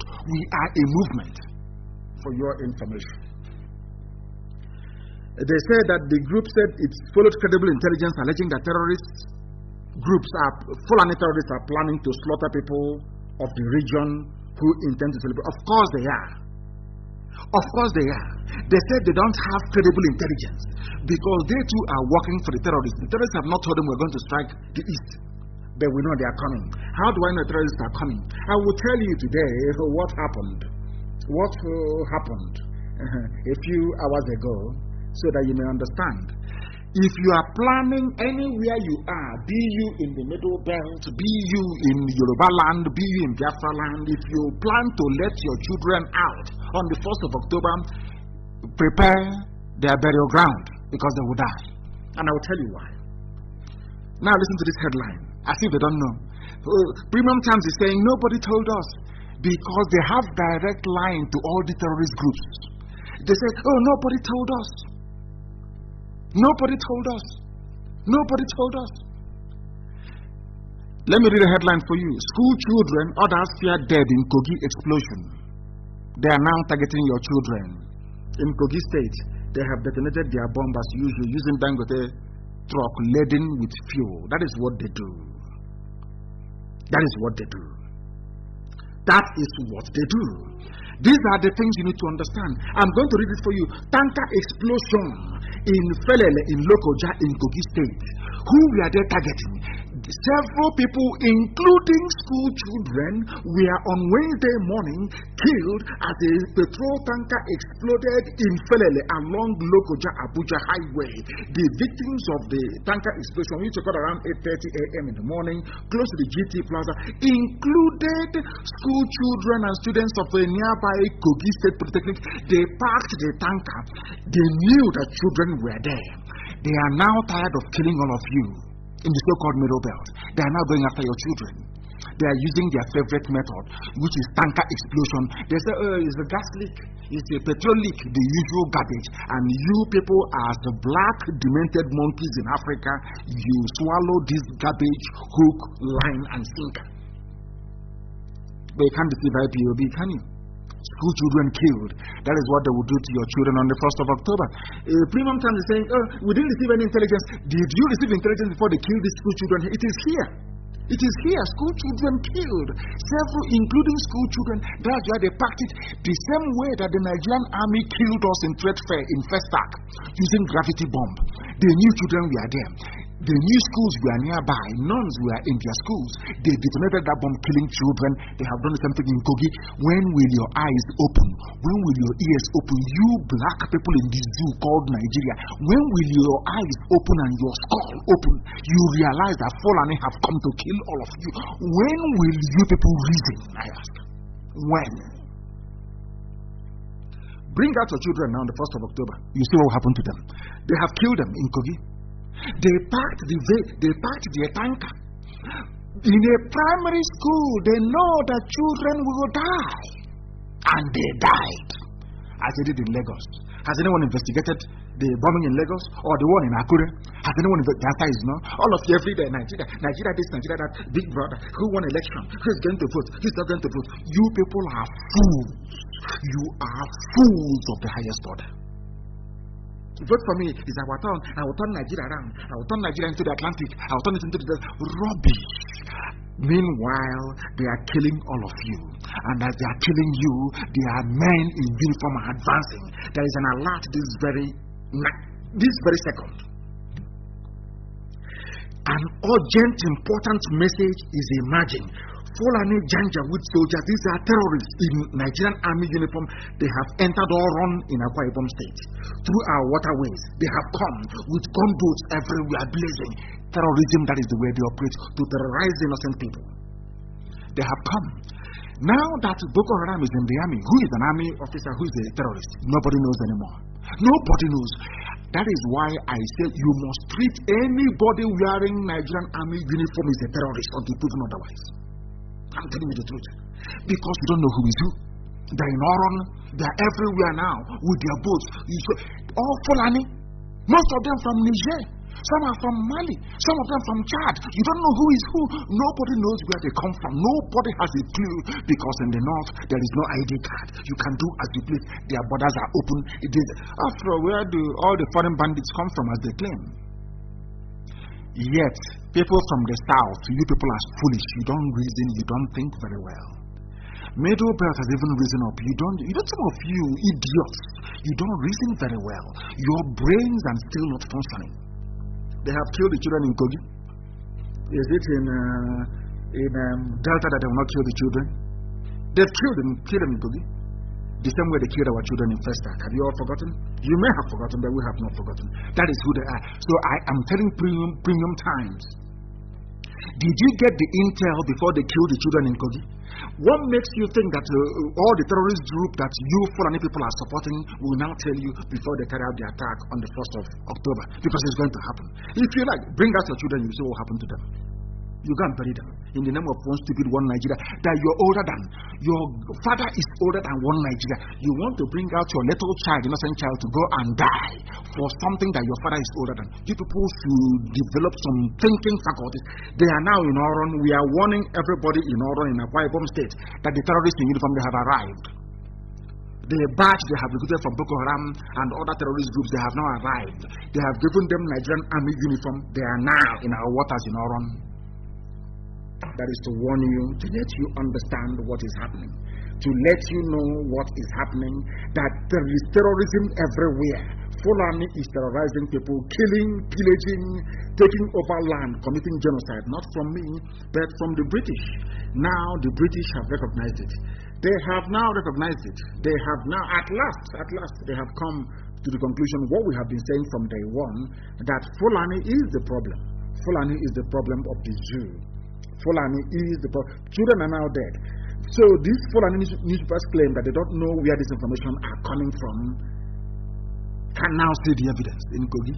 They packed the trailer in a primary school. They could have packed elsewhere. They packed it in a primary school, and the Polytechnic, they detonated to kill all of them. Come out to march on the 1st of October. You carry your dead child back out of your stupidity and your ignorance for the Zoological Republic. To make matters worse, and as they have said, as the British parliamentarians have recognized and acknowledged, as they have said, the army today, now they are in Oron this night as we speak, the police and the DSS are part of the wider Fulani terrorist network. That is something you people don't understand.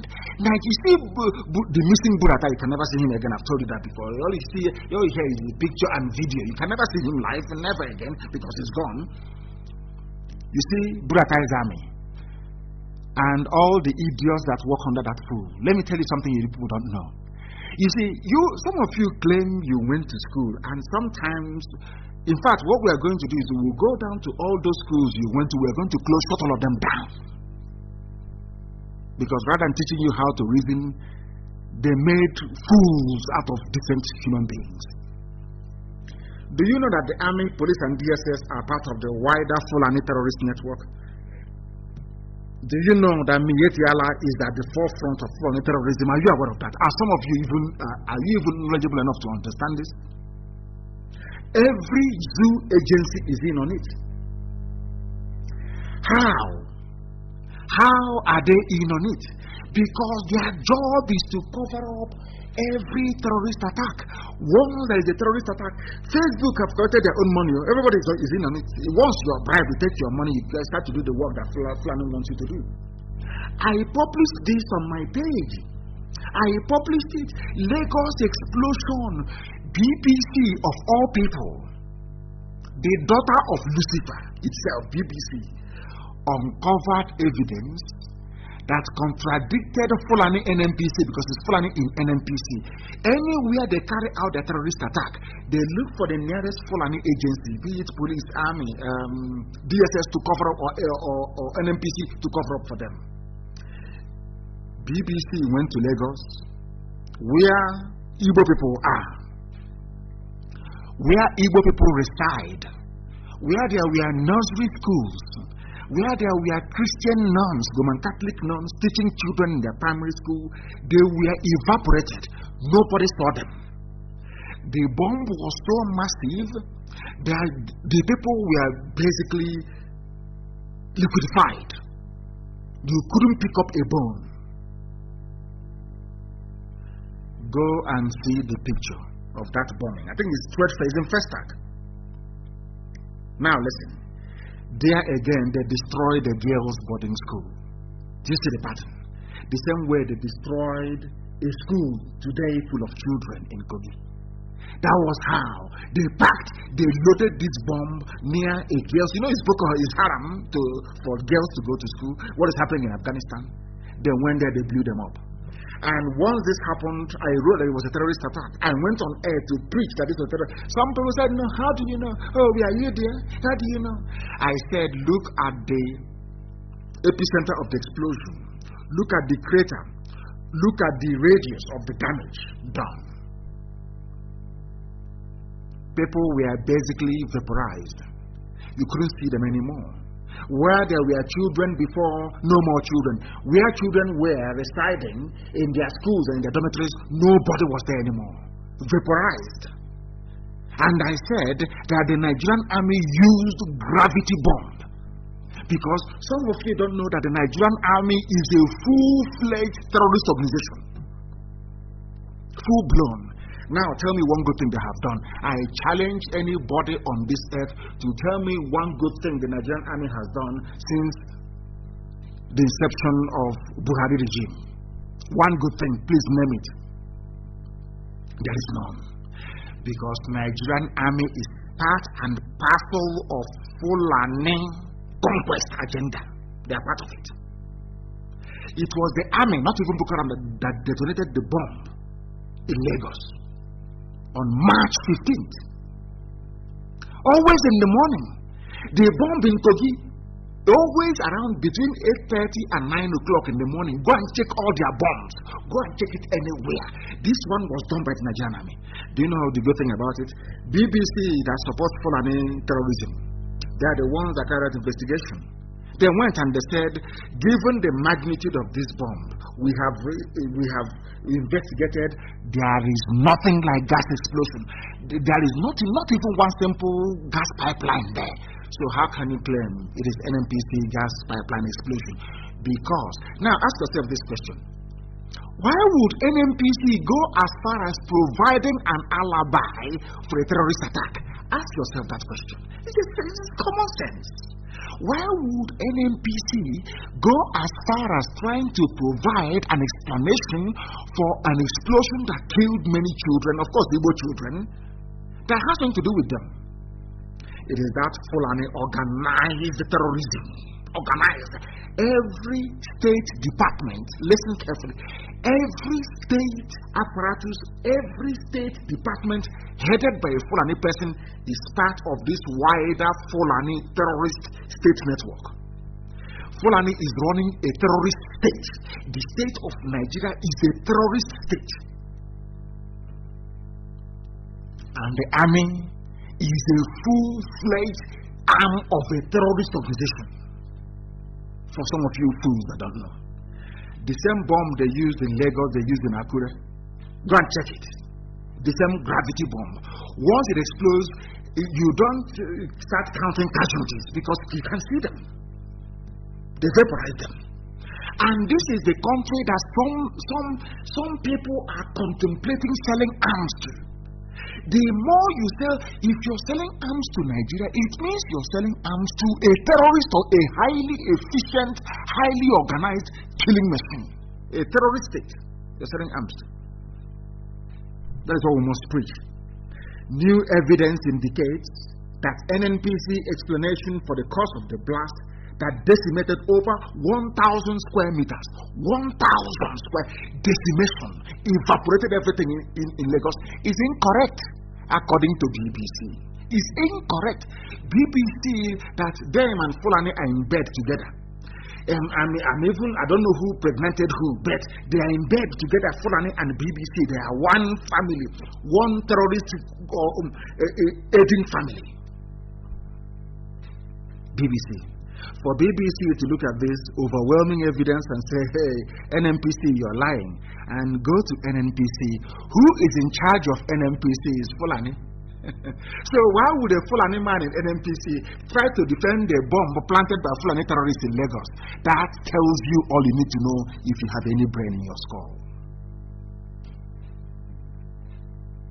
Now, are you following? Now, I want the world, of course the whole world, I want the world to understand that people in Nigeria don't reason. Ask yourself, what is NNPC's business? There is a terrorist attack. What is NNPC doing, providing explanation? To tell that every organization headed by Fulani, is part of this terrorist conspiracy to terrorize all of you into submission. The Middle Belt should be grateful that somebody like Danjuma is still alive, at least to speak. I'm telling you, this is the place that people call a country. This is where you want to send your children out to go and do marching. Do you see how foolish some people are?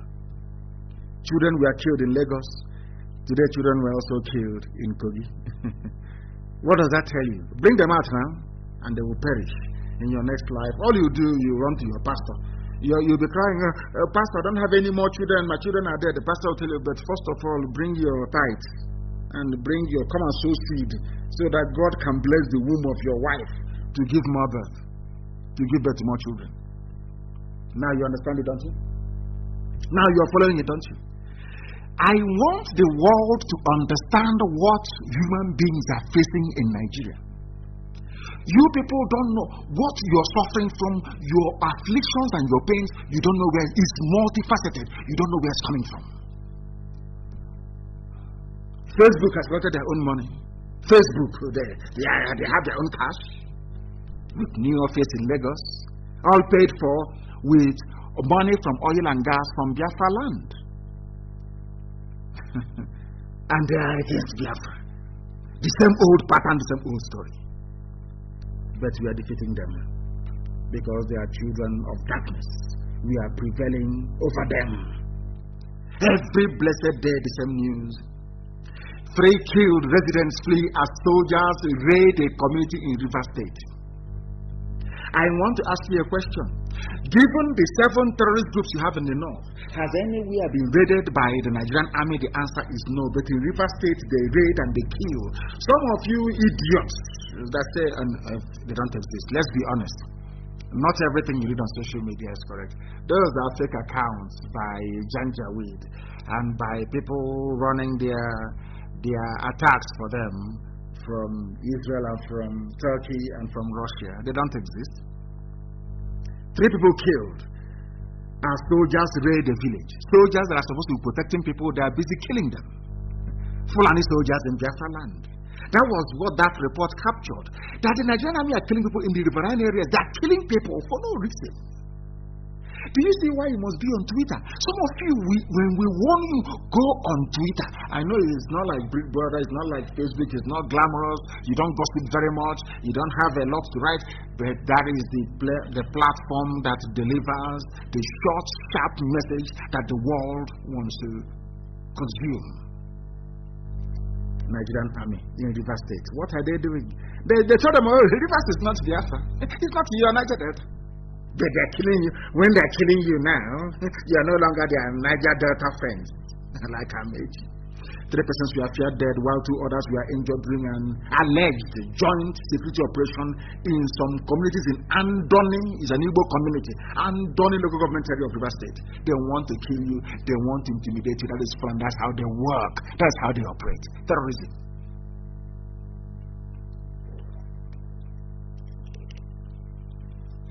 Our correspondent gathered that the joint security raid comprised of the police, the military, and members of local security outfits.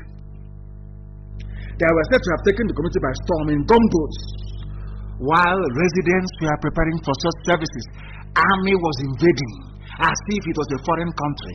This is people that have a constitution that says that the army is there to protect the external borders of Nigeria.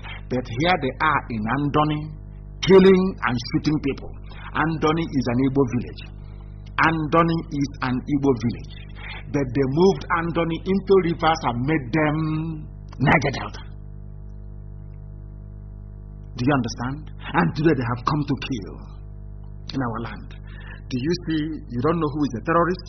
You don't know who is an army officer. All of them kill innocent civilians. All of them. That's what they do. And that is why they will find things difficult from us. They will find things very, very difficult from us. They will find things extremely difficult from us. Very, very difficult. We are live and we are direct. And Elohim Chukwukikabiam is bearing us witness that everything we say here is the truth. The whole truth and nothing but the truth. You cannot suppress it. You cannot suppress it. You can never ever suppress it. Not now, not tomorrow, not ever. It's very, very sad indeed. Has the news finished? No. As the army are busy killing people in Andoni with a military uniform, so are the real armed headers, Fulani, invading Governor Autumn's village in Benue and killing people. Now listen to this, please. Listen to it. Who are invading communities in the south? Uniformed terrorists. They're wearing army uniform. Terrorists and police. But the real Fulani Janjaweed are in Benue slaughtering people. And you want them to come out on the 1st of October to celebrate what, I ask? To celebrate what, I ask? Now listen. A farmer has been reportedly beheaded while 4 others were hacked to death in a fresh attack by suspected armed headsmen on Akbera, Nzorov, Governor Samuel Autumn's hometown in Gumalo government area of the state. They chose his hometown because he is against Mietiala. He doesn't want terrorists in his state. That's why they went to his village. They killed 4 people, hacked them to death. And I'm asking Britain, I'm asking Boris Johnson, where on earth will such mayhem and lawlessness be going on and there is no official comment from the people that set up that very enclave? Britain created Nigeria, Britain owns Nigeria. We know that for sure. They own it. Why is Boris Johnson not saying anything about what is happening in Benue State? Because the British High Commissioner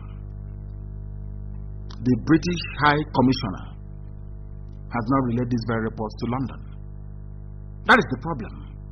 As they are busy killing, listen to the pattern. As they are busy killing in Andoni, they are also busy killing in Benue. Everywhere there is death, mayhem, bloodshed. And you want to go out on the 1st of October to go and do what, I ask you? How do you tell the world that you are upset? Is it by watching Big Brother? Or by watching the Premier League? Oh dear me. Black people. That is what is happening in Autumn's village in his hometown. How long can this go on for? School children being blown up? People, terrorists in army uniform invading Andoni village?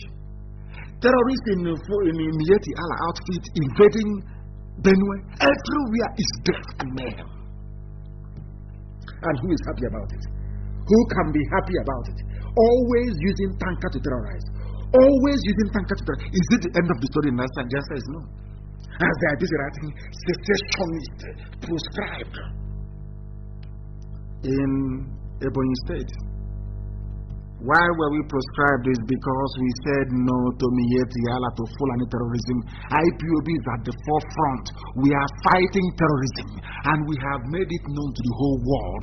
We are fighting uniformed terrorism. We are letting the whole world know that Nigerian armed forces, they are a branch of Fulani terrorist network. Nigerian army is a terrorist group. The police also the same. They are terrorists working for the Fulani, advertently or inadvertently, to advance Fulani hegemonic influence right across the territory known as the Zoological Republic of Nigeria. That is what they are doing. A Biafran has been killed in Ebonyi. Did the governor say anything? Has anyone heard Omahi say anything about it? But if a Fulani headsman meets his Waterloo in Ebonyi State, you see the governor coming out, running around. He wants to be the president or he wants to be the vice. I don't know. Do you now see how these people behave? These are the people you want us to respect. You want us to love them. You want us to do all this. Do you see how they behave? Are these the qualities of leadership? I ask. I want that picture to listen. I asked all of you to be on Twitter for a reason.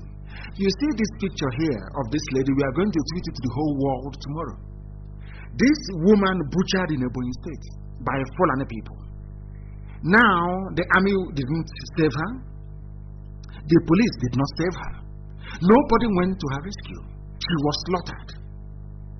The video is there for the whole world to see. And tomorrow, every government of the world will receive it. But every government of the world will receive it tomorrow. A Biafran woman. This is what IPOB is fighting against. Some of you idiots who don't know, or you claim you don't know what we are doing. This is what we are fighting against. It's not all the work that we do that you can see. This is whenever you see the army raiding, coming to arrest a coordinator, coming to arrest, it's because they are creating a pathway. They are creating a pathway for terrorists to strike.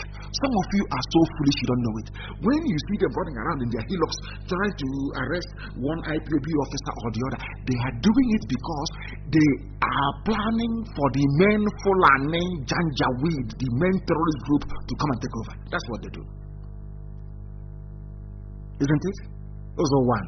Now in Ebonyi, has Umahi said anything? How about your Ohaneze? Your Ohaneze Apex rubbish, Ndara. Your Apex idiots. You are there. Our daughter was killed at Uli. Fulani terrorists, they raped her. After raping her, they cut her up into pieces. Did Ohaneze say anything? Did the governor of Anambra State say anything?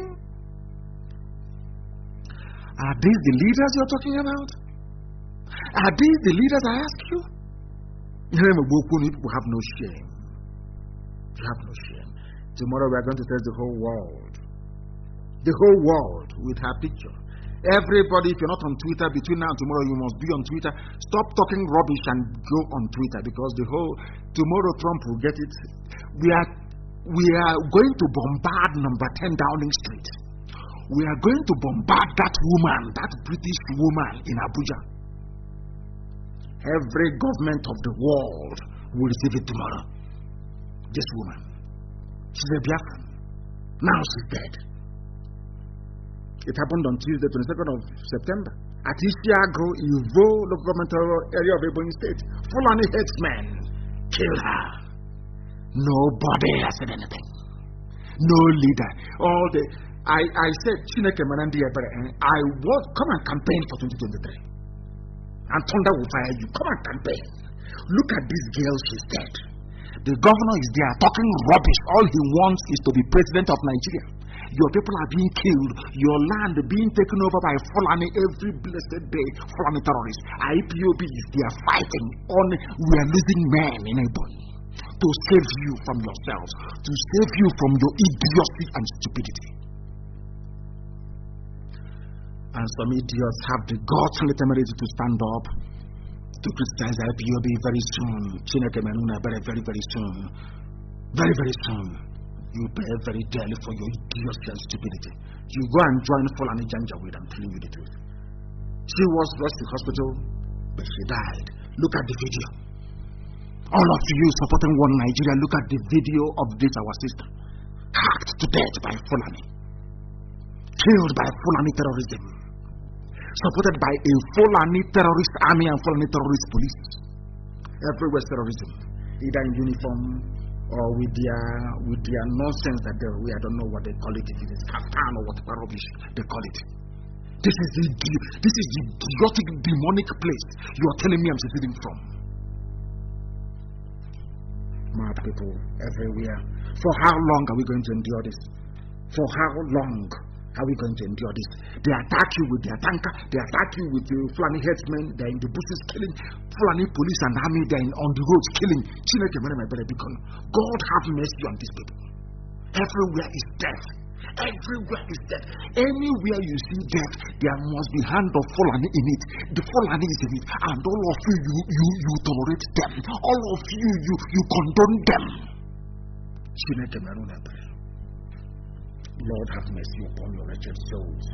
People are dying everywhere. Butchered in broad daylight. Butchered in broad daylight. You don't know who is who. Complete collapse of society. That's what you have. And I will tell you why in a short while. Why you have this nonsense. Is that over? I want to tell you what is happening in the zoo so that you can understand. Policemen involved in an operation that led to the killing of Daniel Ikaguchi has been transferred to CID in Iguacha, River State. The same thing that the British report was talking about killings in riverine areas. Some of you are daft, you cannot reason. Some of you idiots that say you are not from Biafra, I'm from Niger Delta. Can you see where your idiocy and stupidity is leading you to? Can you see your foolishness before you?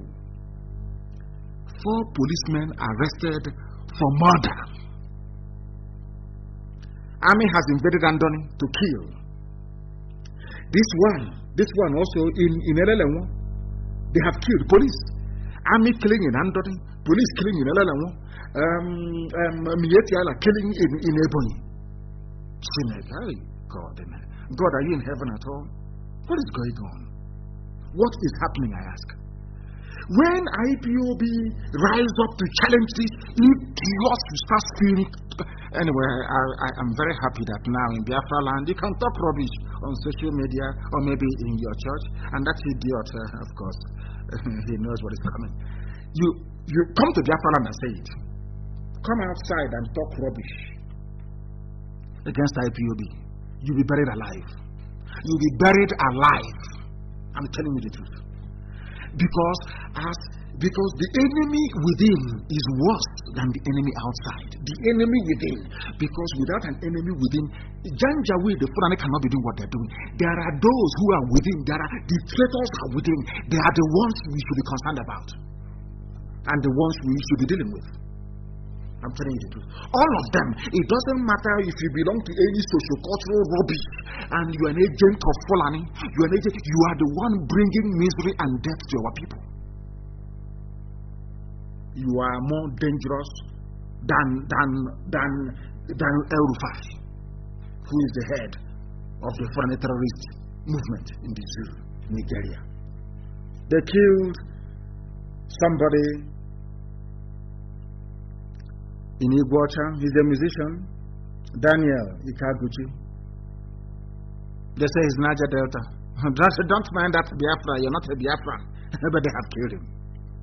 That is this whole Niger Delta garbage, the idiocy of it all. When you are a fool, you are a complete and utter idiot. Niger Delta. They have killed him. His name is Ikaguchi, a Niger Delta. When they want to kill you, they separate you from your people and they slaughter you, and nobody will come for your rescue. You are gone. SARS, killing, maiming, and pillaging. Tomorrow when we react, they start talking rubbish. Now that SARS is going about killing people, nobody is talking. Nobody is talking. Very, very sad indeed. Has it stopped here? No, of course. I'm bringing you news of Nigeria.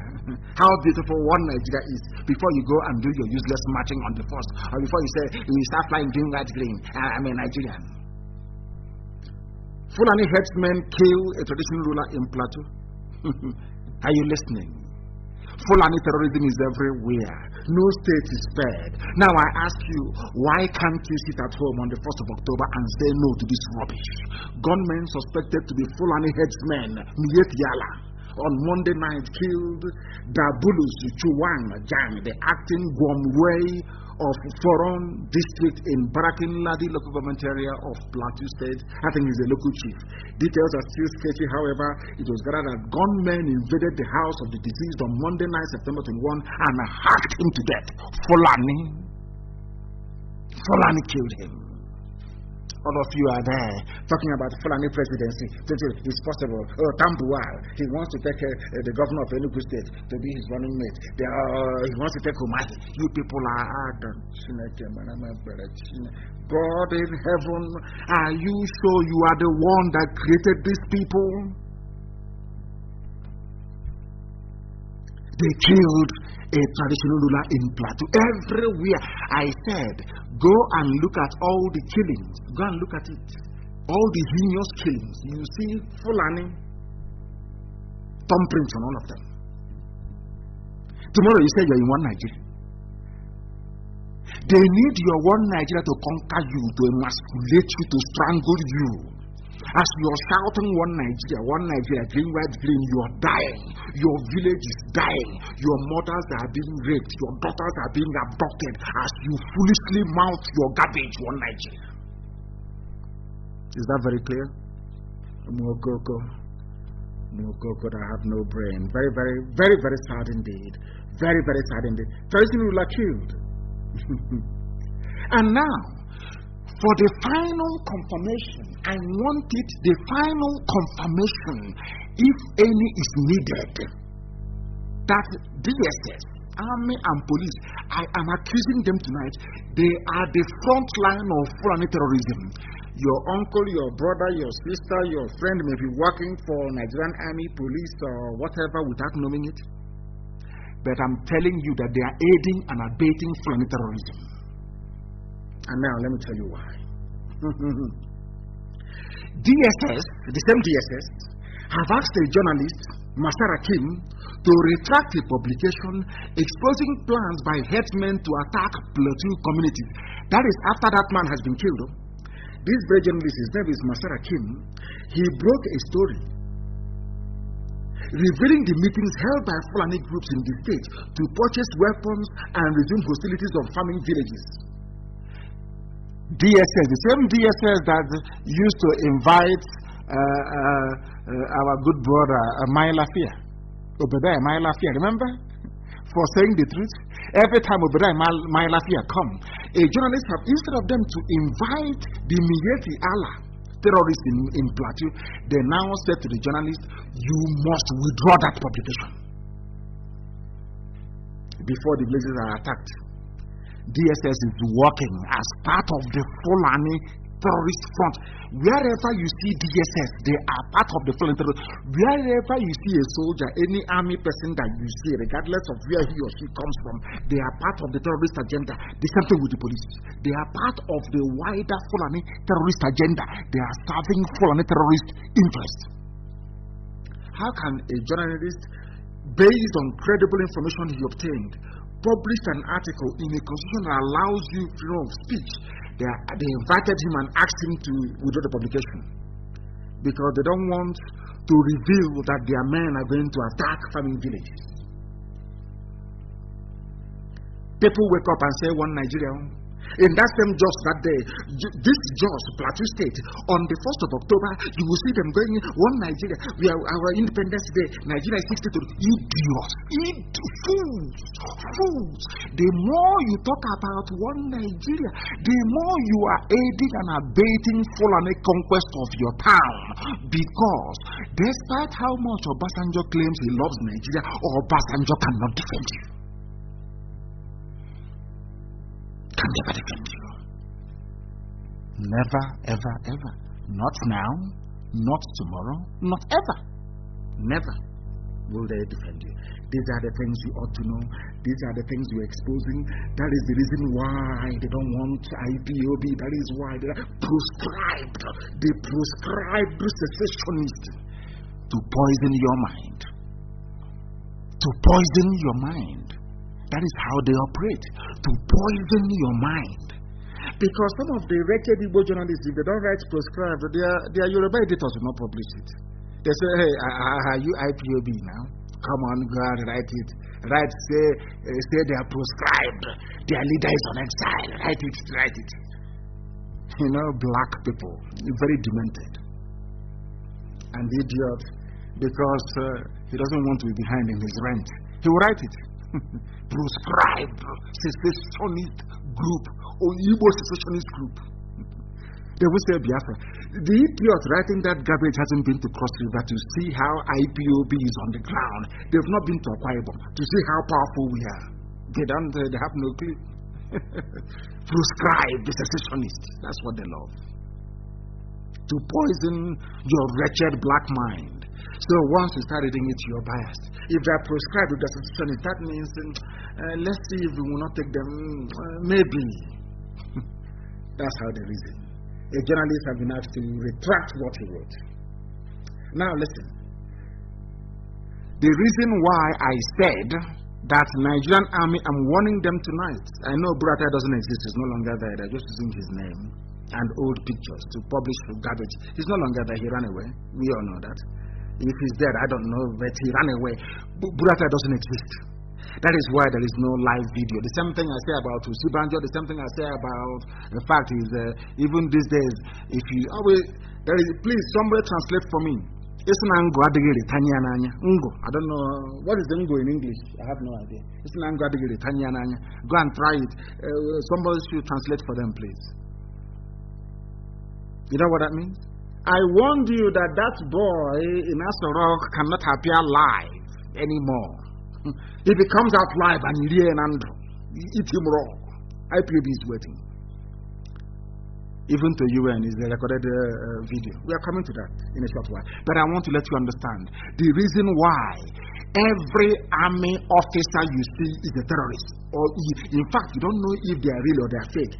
Because we have information here from Ogun State that police have now paraded 7 fake soldiers. 7 fake soldiers. You don't know who is the terrorist, you don't know who is the soldier anymore in this zoo. That is what the Fulanis have been able to do.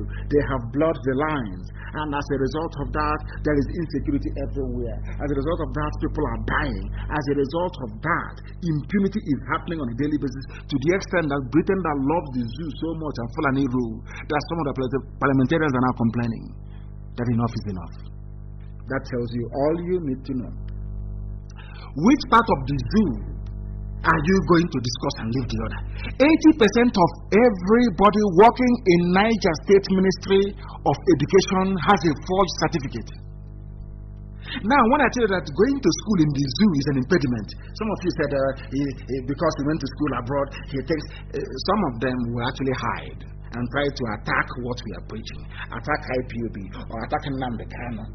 They don't want to come out to say, I'm upset with you because you said those of us that went to school in this zoo that we are dumb. Why won't you be dumb?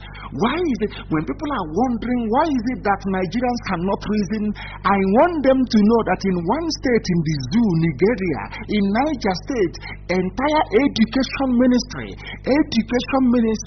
they are all not qualified to do their jobs. 80% of them are working with forged certificates. Now tell me what knowledge they can impart on people who are studying under that very system or regime, so to speak, in Niger State. Do you see why Nigerians are dumb? Those who are supposed to be teaching them are on forged certificates. They didn't go to school. That is why, in all honesty, universities in the zoo should be shut down. That Nigeria is not developed enough to have a university. Maybe they can have college of teachers training college, yes, or maybe not even a polytechnic. Just an arts and crafts, carpentry, something. They can do that. Nigeria is not advanced enough to have a university. 80% of staff at a sensitive ministry of education, they have no certificate. 80%. And there are graduates from there, online, talking rubbish as always. Zoo animals everywhere. So sad. Where is it the killing? Is it the fact that everything is forgery? Everything in the zoo is forgery. What is it about the zoo that makes you to be proud? That will make you go out on the 1st of October to go and talk rubbish about one Nigeria? Only if you've been paid. Because I know that now that harlot will mobilize all the harlots in the zoo. All the prostitutes in the zoo mobilized by Loretta Onoche. That is her job. She will share money to them. Maybe to come out and do a harlot's parade near Asorok. A madam that made it to is it what she's in charge of Twitter, is it? That bleaching harlot is in charge of Twitter handle for a man who is dead and buried in Saudi Arabia. Very, very sad. Now to the very fake President Buhari, very, very fake. Very, very fake. There was something, some of you that do Facebook Live, I take time to watch most of you and all of you. I watch what Simon Epa does. He does a very brilliant job. I watch Igbo Unite. What he's doing is very good. I watch Prince Darlington. What he's doing is absolutely wonderful. I watch Ikenga from South Africa. What he's doing is very, very brilliant. I also watch Maegun. I don't miss him. I try to watch him all the time. I think he's the first Yoruba man I've ever seen who speaks the truth and stands on it consistently. The first I've ever seen. I've never seen any other one. From time. He's the only Yoruba man I've met. That thing he said in 2017, he said it in 2018, 2019, 2020, he never changes. People that earn respect. That is how you earn respect. Consistency. I want us to look at something this evening. Something very, very interesting. It was something that I think it was, I came across this very thing on Simon Epa's wall, and I picked up on it. I love his analysis of this very video. I love it so much. I love it. Very, very brilliant analysis that he did. The same way that I love the analysis that Mayego does, and also what Igbo United does, and Ikenga as well, and also Darlington. These are the, if you want me to please review what you do, you don't even have to tell me, because I go through Facebook and I see all of these things. I see them. I see who is doing what. The way you analyze will tell me if you have learned anything from years of listening to Radio Biafra or listening to us preach here. I want to play a clip for you. And I want Facebook, please post it on my page and address Facebook, please, and AFP, fact check those criminals. Address them, please. I want you to tell me about a president anywhere in the world supposedly meant to address the UN live, but they played a recorded video. Now let's watch. They play it for you and also play it for the whole world. Because they are scared of Nnamdi Kanu. They are scared of IPOB. I say, bring that idiot live. Aborie. We dissect idiots. That is how powerful IPOB is. Because of IPOB, Nigeria has no place. Bring him out. They can't. That is the might of IPOB.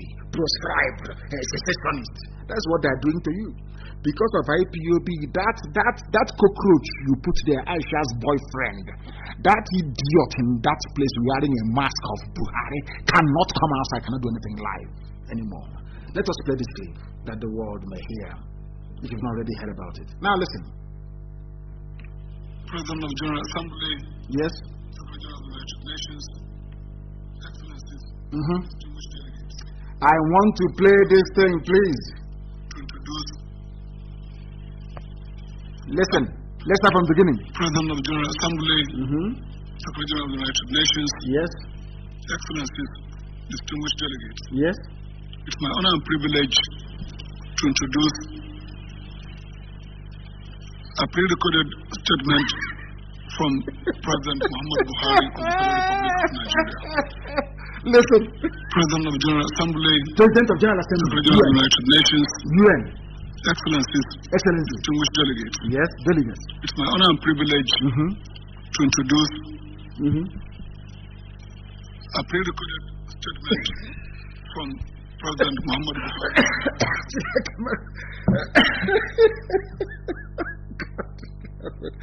Oh God. COVID-19, they claim, prevented him from traveling to New York to address the UN. Every head of state in the world addressed the UN. But when it came to the turn of the Zoological Republic Nigeria, their president offered a pre-recorded. Shoyinka called him a ghost. Pre-recorded video to the chairman, to the president of the General Assembly of the United Nations. Pre-recorded video. And I want to ask Chineke, God, are you sure you created the Nigerians? I want to ask God, is it the same God that made other people that created these animals in this zoo? Your president, and you claim you have a president, a young boy who is alive, he cannot address the world live because of fear of IPOB. And then Nnamdi Kanu, bring him out live now. We have technology that is superior to yours. We will simply pinpoint all the faults in the idiot, and the world, you think the world doesn't know, the whole world knows. Some of you idiots. President Buhari. It is Buhari. No, because we used to castigate them. It is no longer presidency. It's now Buhari. Come out and talk. pre-recorded presidency. Pre-recorded from the time that Buhari was alive before he died in January of 2017 in London and was flown to Saudi Arabia. We have the flight path. Don't you know that? Presidential jet left with the idiot's corpse to Saudi Arabia, where he was buried. And since then, bring out your president. Let him come and address the people live and answer questions. No. And you claim you have a president. Intelligentsia, intellectuals, umwokoko everywhere, idiots everywhere, baboons all over the place. Very, very sad indeed. That is the reason why we must sit at home. Because anybody preaching unity or one Nigeria to you is your enemy. Anybody preaching one Nigeria to you, anybody who comes to you and talks about one Nigeria, know that that person is your greatest enemy in life.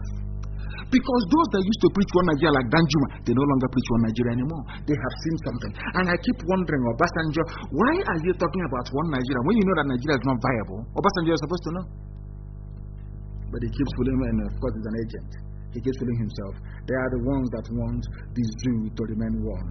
They are the ones that want this zoological republic to be a place for nepotistic Fulani people. The Islamic terrorism sweeping the zoo, Nigeria today, is part of a secret plot to Islamize Nigeria, and they know it. It is not by accident that Nigeria's security forces are led by extremist Fulani Islamists in uniform. Everybody knows that. They have suppressed the northern Christians. They think they can do that. They can do that with anybody, but not with IPOB. You know that now. They know us very well. We can do that nonsense with other people, not with IPOB. The dragon flag has been raised. We must defend ourselves. If they kill you, you kill them back. I am saying it on live radio all over the world. After all, the letter from British parliamentarians recognized it. If Fulani person is claiming he's a soldier, a terrorist in uniform, come to your village to kill you, kill them. Useless people. They think they can cow us. Fake soldiers everywhere. Everything is fake. Fake certificates. Everything is fake. Fake president. Come out and speak now. Let's see. You say you're not afraid of Nnamdi Kanu, you're not afraid of IPOB. You can do anything. Come out now and speak. It's a simple challenge. If you claim you have a president, bring out the idiot. Bring him outside. Let him speak live. Every Friday, I take calls from people. In the next 2 days, I'll take calls from live. Ask me any question, I will answer. Let the idiot open up and say, ordinary, I'm not asking the public, ordinary journalists, let them ask him questions and let us see if he will survive it. Fake, with his plastic silicon face, Buhari silicon face. In Cuba was hole in the neck. Instead of journalists to ask them, how come that hole has gone? They no longer ask. Come on, UN. Address UN live. You cannot. You claim you are live. You are a president. United Nations with heads of state waiting. Is a pre-recorded video. Femi Adesina have spent months editing and re-editing and doing the deep fake with AI, artificial intelligence, deep faking it, because he is not there. That is why they have to use deep fake videos to see if they can deceive their fellow people at the UN. But the UN, they're very smart. They'll be thinking how, anyway, they'll say it's Nigeria, leave it. That's the way it is. Useless people everywhere. You think you can deceive us? You are dreaming. You are dreaming. We are live and we are direct. The military also invaded Oji River. They went to Oji River. They will not go to their north where there are terrorists to do anything. We are Fulani are killing people in Ebonyi State where our sister was killed. She received a machete cut to the back of the head and she is dead now. You cannot see them there. But at 5 o'clock on Tuesday, that was yesterday, around 5:45 a.m., the Zoo Army invaded the home of IPOB Oji River coordinator, Mazi Ojibo, Inomuoka, Amampunato, Achi, in Oji River local government area of Anambra State. Information has it that there were more than 30 in number. Fulani, in Biafra land, looking for who to abduct and who to kill. Whereas the terrorism is running riot in the north. Very, very sad indeed. They broke down the gate. That's what they're doing in Enugu. Tomorrow night they start talking rubbish about IPOB. Now you can see this provocation. You can see it very clearly. Tomorrow night they start complaining. They start crying like little children. They know. They will get it very, very soon. And they understand. We don't know when they are going to stop.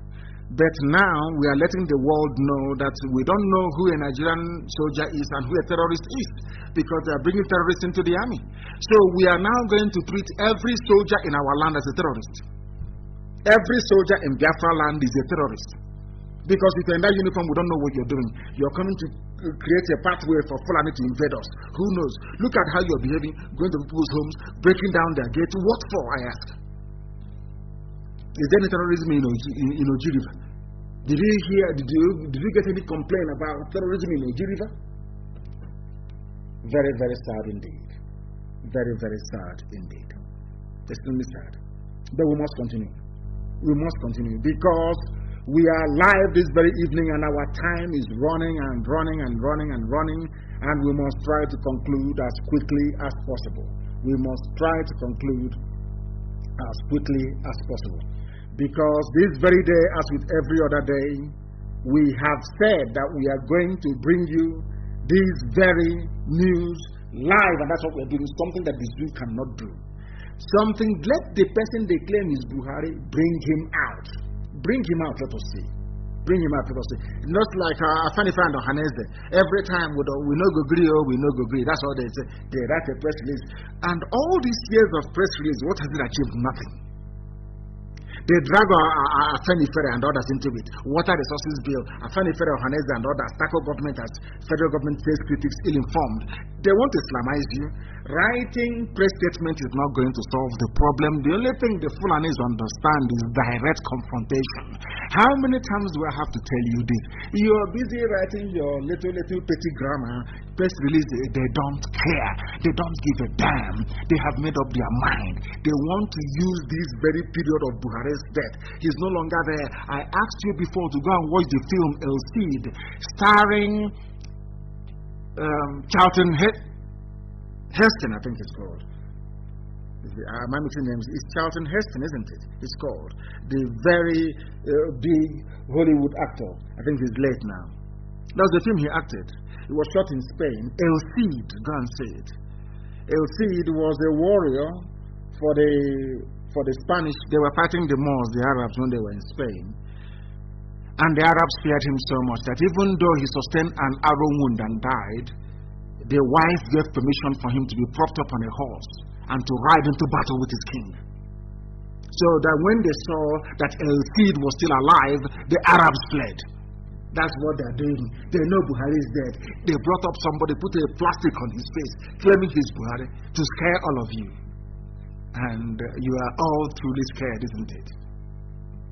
That's how cowardly most of you are. We are against Water Resources Bill. Is that what they are busy advancing with their army? They're in Oron tonight, advancing with their gun boots, terrorizing civilians everywhere they go. It's full and they want to take over everywhere. And the last line of defense is IPOB. Imagine if we had given up in years gone by. Do you think that the Duduwas would have had the courage to do what they're doing? They can now look at IPOB and say, yes, what IPOB is doing, they're very consistent. Now we can do something because they know we're not going to fail. And I do hope and pray to God in heaven that this new generation of Oduduwa agitators, that they do not fail us. Very, very important indeed, please. Very, very important indeed. I wrote something, I published something I came across in a newspaper about Oduduwa Obas in Yoruba land telling whoever they call Buhari and Asorok, the mask wearer, to allow Nigeria to break into autonomous federations. This is what I expect traditional rulers to be doing. And my admiration for all the Yoruba Obas that put this thing together is immense. I respect them for that. But in our land, they are busy going to Ateze's house and collecting money when other people are thinking very far. Allow Nigeria to break into autonomous federations, according to Yoruba Obas. This is how people should be thinking because they now understand that that is the solution. And I do hope and pray that these Obas from Yoruba land will rise up and apologize to apologize to Biafrans and to Ojukwu in particular. Because I'm sure that most of them were against Ojukwu in 1967. Now that they have come round to come out openly to declare, it's an independence, it's on my wall, I wrote about it. Allow Nigeria to break into autonomous federations, Yoruba or Basel. I hope they're not doing this because of Tinubu. Maybe Fulani will say, okay, let's give it to Tinubu so you can calm down. I hope they know we will not forgive you forever and ever. Never. If Oduduwa, if they try to go back on this, there will be no forgiveness forever and ever. I'm making it very clear. But every support they need, we will give. But if they're doing all these things because of Tinubu, to give Tinubu presidency, no, we won't have it. Never. They must be very careful, please. Before you come out to agitate for freedom, you must be prepared for every consequence that will flow from it. You must be prepared for every consequence. And not that our Yoruba Oduduwa brethren don't have their own fair share of Ifulefus. They are there everywhere. There is one that calls himself Murik, whatever that means. You know that he wants to look like Yasser Arafat, but it's the very ugly version of Yasser Arafat. He wears that, is it kafke, they call it. That thing they wear on the head, the Arabs wear. He is a Yoruba man, but he's an unfortunate Arab. He said the Muslim rights concern has told protagonists of the proposed Oduduwa Republic to stop using fake Islamic organizations to camouflage as Muslims. There are, Ifulefus everywhere. I thought the lives of Joy Ibukwe is only confined to our land. I don't know, they also have them. This is another Joy Ibukwe of Yoruba land. The director of URIP, Professor Ishaq Akintola. This is the idiot that cannot lead the prayer in the north. You see him there trying to claim Islamic. This fool, if he goes to the north, cannot lead the Juma prayer on Friday. He cannot. They cannot allow him. Because they don't see him as a genuine Muslim. They see him as somebody who is two-faced. He is there trying to scuttle Yoruba freedom. I told you that Fulani are very clever. They give you people, they create your own leaders for you. So that when this idiot is talking, people will think a human being is talking. That is the way it is. Everybody has their own fair share of Ifulefu. But I think maybe ours is worse, to be honest with you. Maybe ours is worse. And that brings us to the end of our program this very day. There are a few announcements I intend to make. There are some changes we have made in some of the positions that we have. A few changes that we have made. Karamonde said that the stuff I want her to publish is in Latin. Hey, so that she needs to work on it. But we're going to, I will release the papers for you. We have them. Treaty. After releasing that paper, let me see the idiot again that will write rubbish, secessionist. Anyway, of course you write it because some of you didn't go to school. Some of you are very, very dumb. That is why you write it, because you have no sense of reference. You don't reference anything. You don't reference anything at all. We have discussed Oji River, and there are some announcements to be made, please. Very, very important. Etim Jeremiah Udofia, which is Udofia is an Igbo name. Etim, of course, is the Ibibio Efik or Anan. Etim Jeremiah Udofia is our coordinator for the Western region. Western coordinator. Anthony Dubisi is Oyo State coordinator. Okoro Oga is the Ogun State coordinator. Madara Buchiwane is the Kiti State coordinator of IPOB. Pomtera Barido Williams is the Abuja coordinator, please. I repeat, 18 Jeremiah Udofia is the Western coordinator. Anthony Dubisi, Oyo State coordinator. Okoro Oga, Ogun State coordinator. Madara Buchiwane, Kiti State coordinator. Pomtera Barido Williams is Abuja coordinator. Please, as I've mentioned your names, be very, very careful. You know, we have kidnappers in military and in police uniforms, please. And I want to make it abundantly clear, where you cannot safeguard your meeting venue, please do not hold meetings in Biafra land. But if you can secure your ground, then you can hold meetings. And you must make sure that you inform the volunteer command in your area before you hold any meetings. I don't want to hear that our meeting places are busted anymore and anyone arrested. We don't need that. All our officers must be very, very careful. Very, very careful this very period. Our flag has been raised. It's very, very critical that our officers are extremely careful. Your movement, who you talk to on the phone, and where possible, please stay off direct line. Only converse through WhatsApp, and that WhatsApp line should not be the number of your data on your phone. I'm making this announcement public because they cannot track it. But if you're using ordinary phone, you can be easily tracked and arrested. Please, very, very important, use smartphones. Make sure that the SIM card you have in your phone for data is not the same number as your WhatsApp. Make your calls on WhatsApp. If they're not there, leave them a message, please. Very, very important. Our officers must be safe. Very, very safe, please. Very, very safe. And you have IPOB all over the world. People can set up WhatsApp numbers for you all across the world. Just indicate it will be done. Don't allow your WhatsApp number to be the same number that is on your phone that is supplying the data for you to chat with. Very, very important, please. And only communicate via Signal, only communicate via Telegram, only communicate via WhatsApp. Stop communicating or calling each other direct on the phone because they can track you that way. Very, very important, please. Very, very important. Please. Ngo is potash. But it's not only potash, there are other things in Ungo. I want the name for it, please. Ungo. It's not if you say that IPOB is not potent to try us, and you see what shall become of you.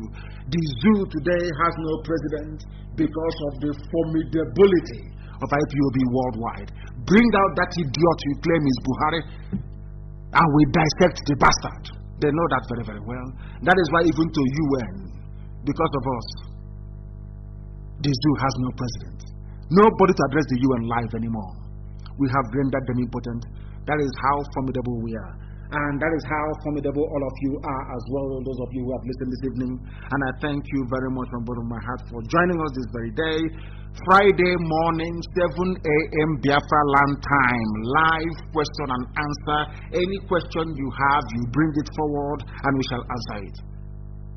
Once again, I thank you very much for listening. And for those who do not know, those who cannot fathom our fanaticism about Biafra, I want you to know this very evening, morning, afternoon, or night, depending on where you are, that to us, Biafra is not just a nation, it is not just a country worth fighting for. To us, Biafra is our religion. If you ask me, what is your religion? I tell you Biafra. Here on radio, Biafra is where we worship, because here is our temple, a temple of truth, dedicated to the Most High. Because Elohim, Chukwokikabiyama, is our God. From me, from here, with every love in my heart, good evening.